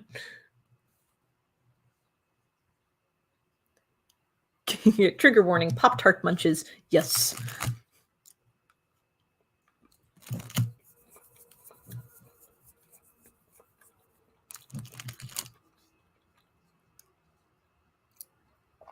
Sorry, I'm going to be taking a few more bites. And I think I'm going to make another another cup of tea. I have a new electric kettle that my roommate Alex got for me. I love this electric kettle so much. So much, y'all. I love it. It's so good. But I've been using it a lot more than the kettle that is sitting on my stove right now. I really should rehome that particular kettle. I just haven't gotten to it yet.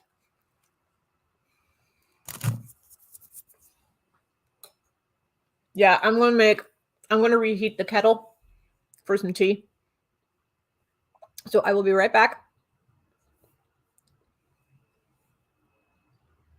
I'm going to turn that thumb layer off so that you can more clearly see the pencils that have been doodled. And there we are. Enjoy this preview of Vanita while I get the tea ready. While I'm away, be sure to check out Vanita and the Demon King on Crowdfundr. Link in the description if you're watching on YouTube, or you can go to fantasyvilleproductions.com.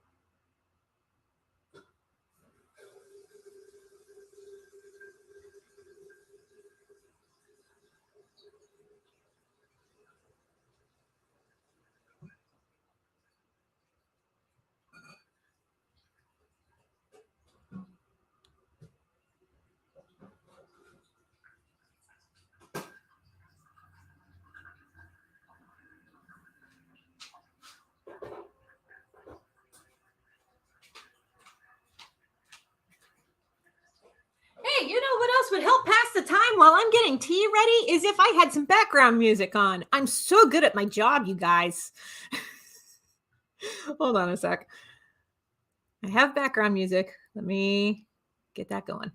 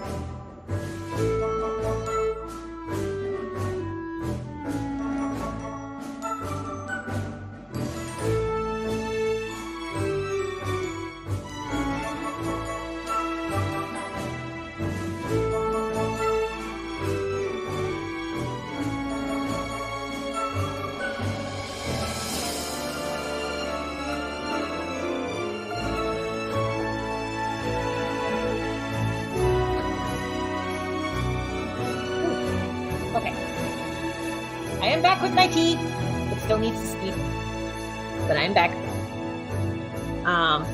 Okay. Well, today's an interesting experiment as far as streaming on multiple platforms go.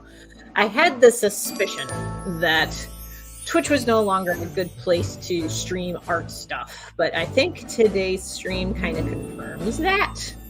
Because some of the best comments that I am seeing in this stream so far are from YouTube.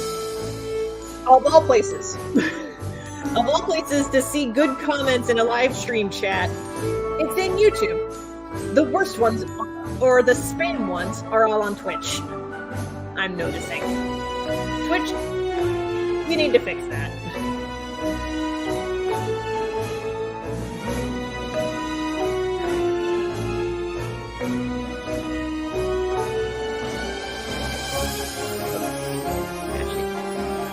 Yeah, Vanita has a little bit of a thicker torso because she's not on HRT in this story.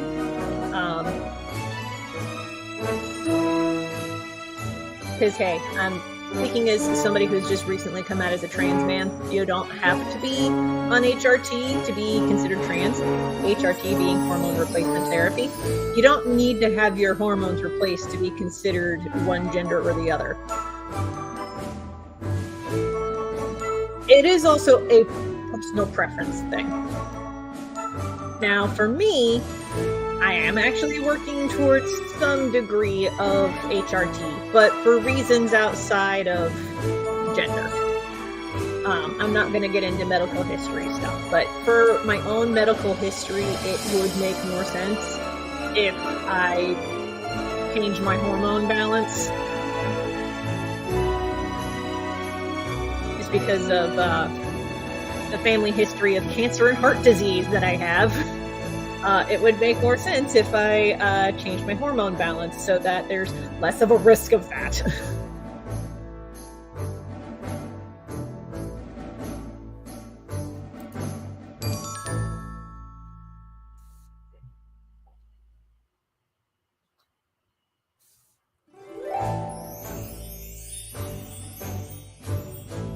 But I'm not going to get into the particulars right now. I do have a referral to an endocrinologist. Hoping to see them very soon. If I don't hear from the endocrinologist by the end of this upcoming week, I'm going to get them a call. But I have a referral from my doctor, because I talked to my doctor on Friday about all this stuff.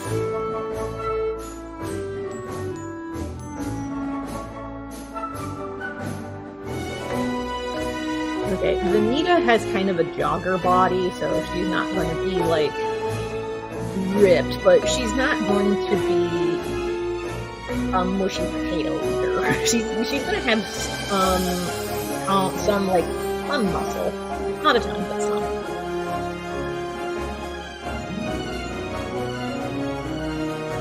There is music. I'm gonna wait till it finishes its cycle through because it's on a loop right now. Ah. Interesting.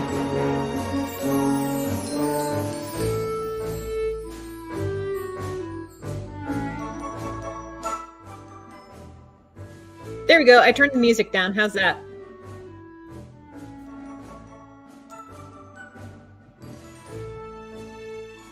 Excellent.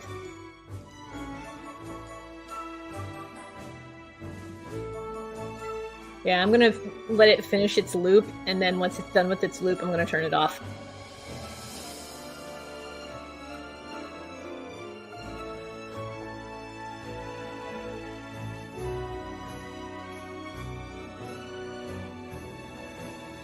I'm actually going to move the arm down just a smidge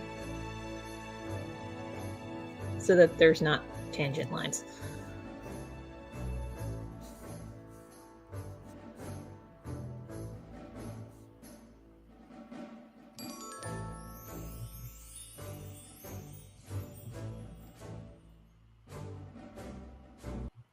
Okay, I think it's finished its loop, so I'm going to turn it off.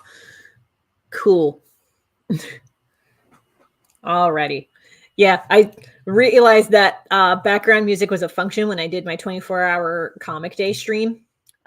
Still figuring out the archive situation with that, if I can possibly repost it. Because I thought that if I change some settings on StreamYard, that it would be easier and that it would just catalog itself appropriately. It did not do that, so I'm still figuring out how to fix it.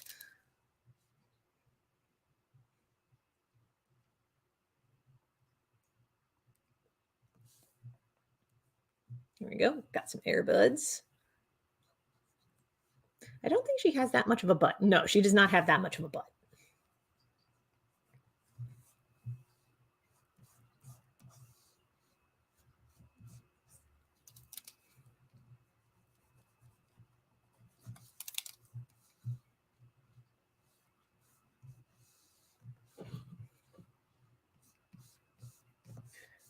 So anyway, I don't know how much it was drowned out by the music, but I was saying that Vanita is not on HRT in this story because she's a more recent transition person. She's just only recently started the transition into full-on girl mode. Not that hormone replacement therapy determines whether you are transgender or not. You can be transgender and not have hormone replacement therapy as a factor. You can also be on hormone therapy and be cisgender. I've known some people who've had to do that because of, in particular, PCOS. PCOS is a bitch. Anyway, another reason that cisgender people could have hormone therapy is if they're trying to get pregnant. A lot of hormone therapy is involved in that. Anyway, I'm looking at hormone therapy, and I have a follow-up appointment with an endocrinologist for reasons other than transition because of family history stuff. And I'm not going to get into that right now, but it would just make more sense for me personally if I worked on getting that situation figured out, because we already are at a high risk of like heart disease and cancer.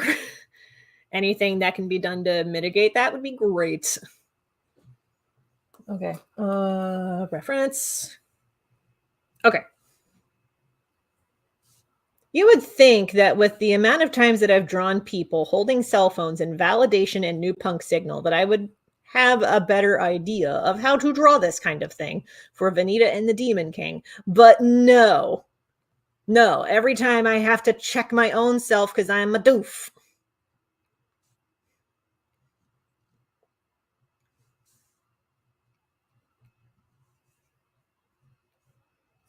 I'm that doof that does not keep reference images for stuff like that, even though I really should.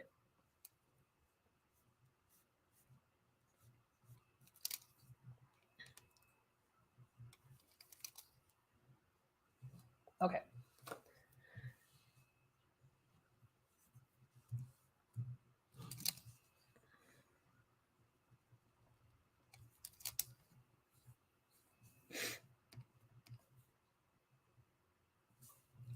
Coolios. So we got Vanita drawn up. Now to draw the park scene that we got here.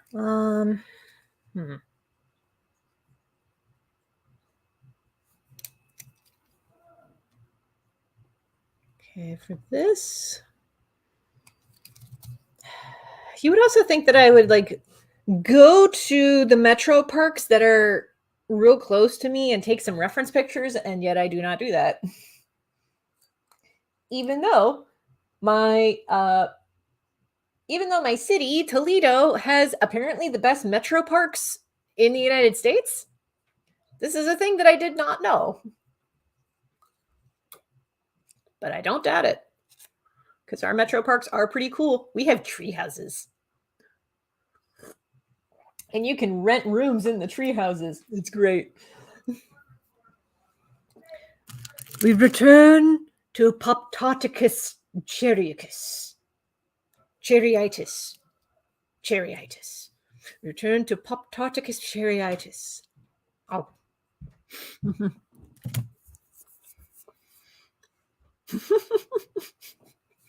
Gonna highlight this. It's cold. Take reference when it's warm. You're not wrong. Like, I did meet up with my buddy Sean, and I'll talk about him again in a second. But I did talk with my buddy Sean at a coffee house that's at one of the metro parks. Great coffee house, by the way. I'm trying to remember what it's called. I think the Wheelhouse. Anyway, we had coffee there one day, and then we went for a little walk. But this was like the week before Christmas. It was really freaking cold. And we were both like, why did we think this was a good idea? We should have just stayed inside and had more coffee.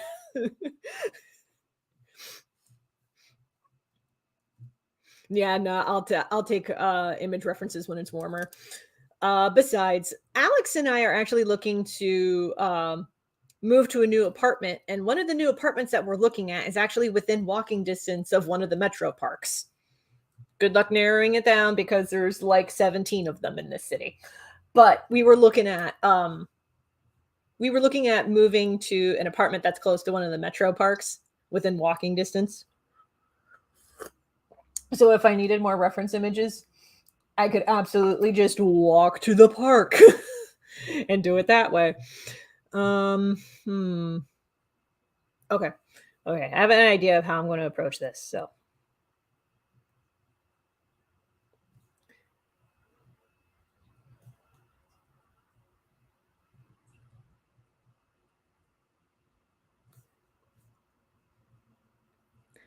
I love drawing bushes and tree foliage because you take your pencil tip and you're just like, and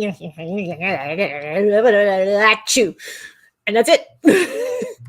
Although I'm going to redraw that one.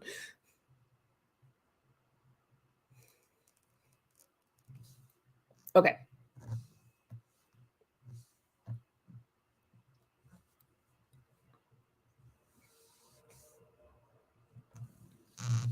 These are new baby trees. They're not that big.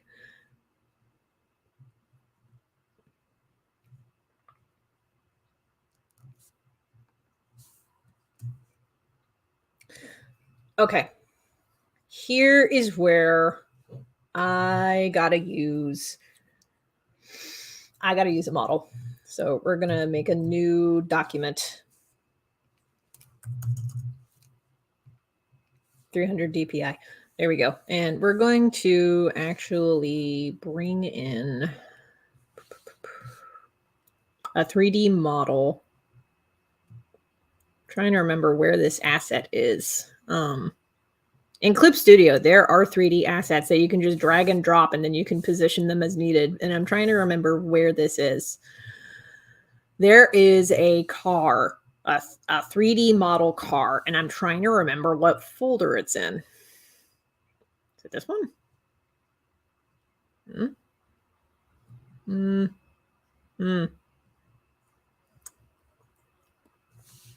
Maybe it's this one. The train, exterior of a train. That's handy.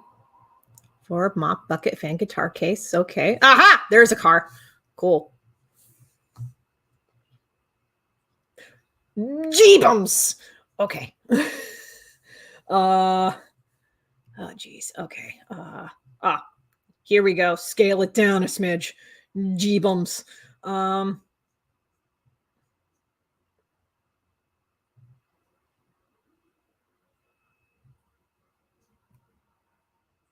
Yeah, there we are. Okay.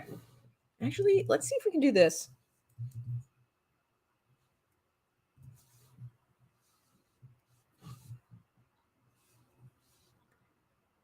Hey, look at that. We do need to scale that up though. Okay. Object. That's how you do it. I'm still kind of new to some of these 3D tools in this program.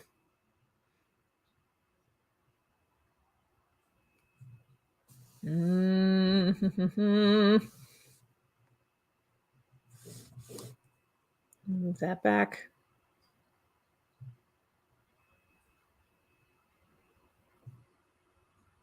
Okay, here's what we're going to do. We're going to move this down a layer, 25% opacity, make a new layer, and call it car. Because I may need to scale the car up or down. We're going to draw it in purple. And the hood, and the hood, and the top of the car, and the top of the car needs to carry it down.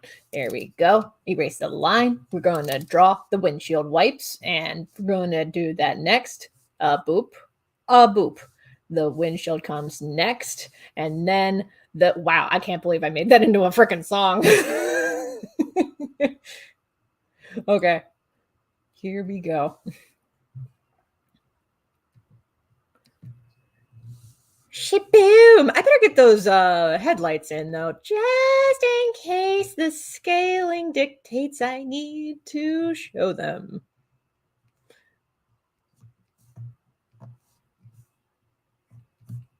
Okay, there's the hub, there's the wheel, there's the front bumper of the car, and the plate is right there. And then we got the grill. The grill is right. I'm doing it again. Okay, there we go. Boom, boom. And I got this figured out. Boom. Boom. Boom. And up. Over. Grill, grill, grill. Grill, grill, grill. Done. Awesome. We're going to turn that off.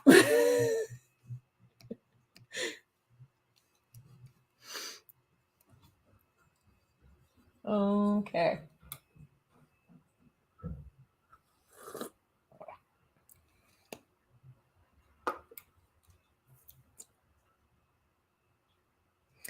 I should have brought a spoon.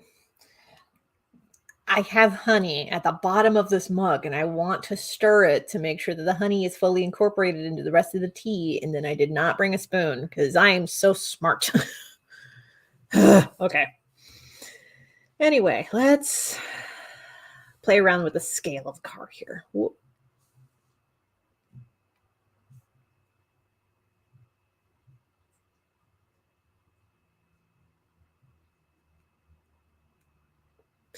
That will work. And then we're going to use the rectangle marquee tool rather than the lasso one. Circle the area we want, invert selection, delete, boom. This is why I like working in layers. Anyway, I think that'll do. Yeah.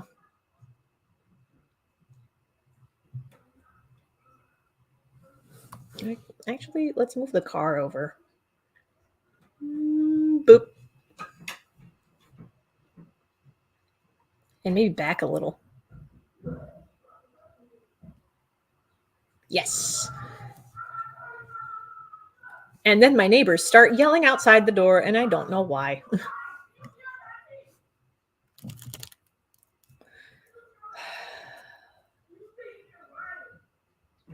Jesus, okay.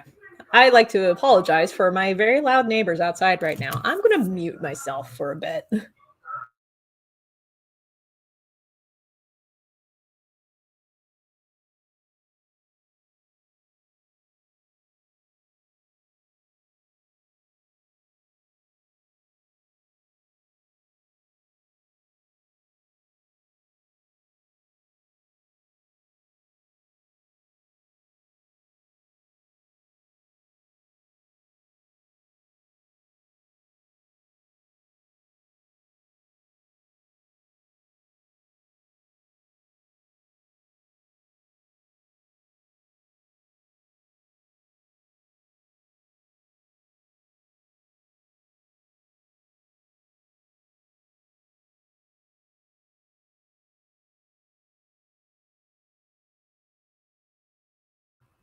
Okay, whatever that was, the moment's passed now. Okay. Actually, I think that car can move down just a smidge.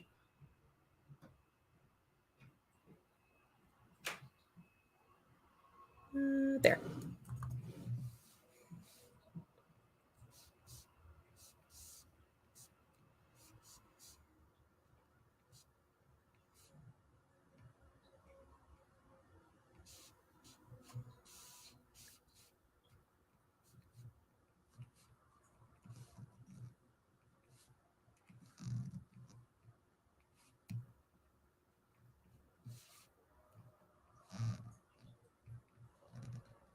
One of my favorite things to draw is trees, not gonna lie. They're just so easy.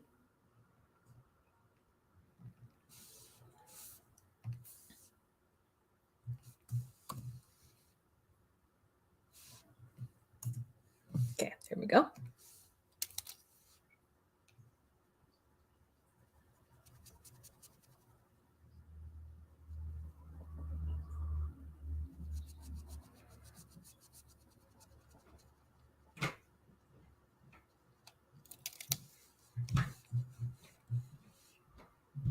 That'll work. There we go. The juxtaposition of historical event of the universe versus current day happenings. There we go. And the pencils for this are finito. Mwah. Love it. So good. Here are the pencils for the first page of Vanita and the Demon King. If you would like to help support this webcomic, it is now on Crowdfundr, link at fantasyvilleproductions.com, and also in the YouTube doobly-doo. Okay. You want to keep going? Because I can keep going if we're cool with me continuing. At the same time, we have been going for just over 2 hours. We're nearly at 2 hours, 15 minutes. As far as I know, I don't have any other plans for the rest of today. I'm going to double check that. I don't think I do.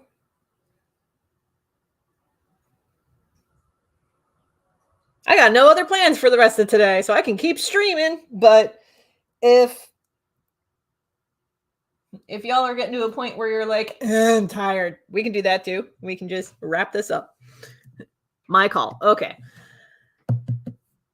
I think this is a good enough length for, if I wrap this up now, this is a sizable enough replay, actually. So we're going to call it there. So we have here the first page of Vanita and the Demon King, my new webcomic that is currently on Crowdfundr right now.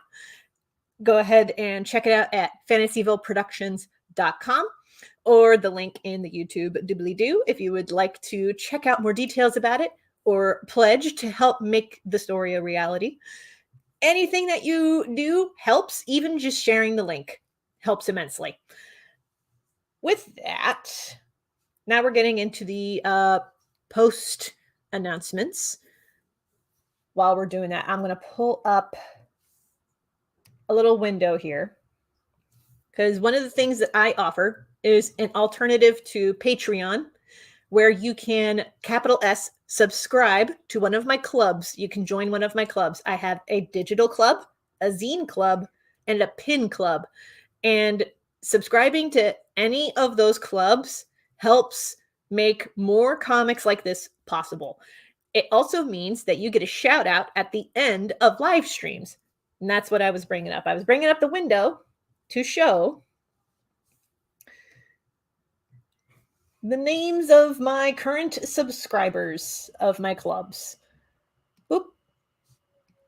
We're going to show that off. There we are. Should be working. Yes, it's working. Okay. We're going to zoom in a little bit. So I want to give a shout out to my subscribers today. That is not what I wanted. Hold on. There we go. Zoom in. Okay. Shout out to Rob Bobbeh Z or Z, Erin C, Jessica McIntosh. Hi, Jessica. I saw you in the comments. Bryce Bargar, Adam Vazquez, Chris Willmore, Raiden. Anonymous, because your name when it popped up online was in Cyrillic alphabet and I can't read that. So anonymous. Ella Q Lagerquist, Andrew Balch, Beh Wright-Heuman, Dave Columbus, and Pat Jade. Fingers crossed, everybody, for Pat Jade. She is in quite a pickle right now. I'm not going to get too much into it because she didn't give me the okay to share any more details about it, but she is in a pickle. So send good waves in Pat Jade's direction. Anyway, shout out to all of these subscribers to my clubs who help make the live stream and all of my webcomics possible. If you would like to subscribe to any of my clubs and get your name on this list, check out kelseydcrawford.com/subscribe. More info is there on all of the clubs. And we're going to close that window out. Okay. As far as other announcements go, I am changing my live stream schedule for the year of 2023 until further notice. So my streaming schedule now is I'm streaming Sundays at 2:00. I have not determined any other days that I would be streaming, but we're going to stick with Sundays at 2 for now, because that is the day that works for a lot of my super fans, and I love that they show up when they do. Thank you, Carlos. Thank you, Arch of Winter, aka Gary. Thank you, Susu. Thank you, Jessica. And thank you, Callie, for hanging out in the chat with me today. Thank you to everybody who was lurking while we were working. And if you liked what you saw, do the YouTube stuff. I'm not going into that pitch. Thank you all so much for watching. Any further announcements on any other projects can be found at fantasyvilleproductions.com or at kelseydcrawford.com. One last thing. The Legend of Jamie Roberts, Chapter 8, begins this Wednesday, February 1st.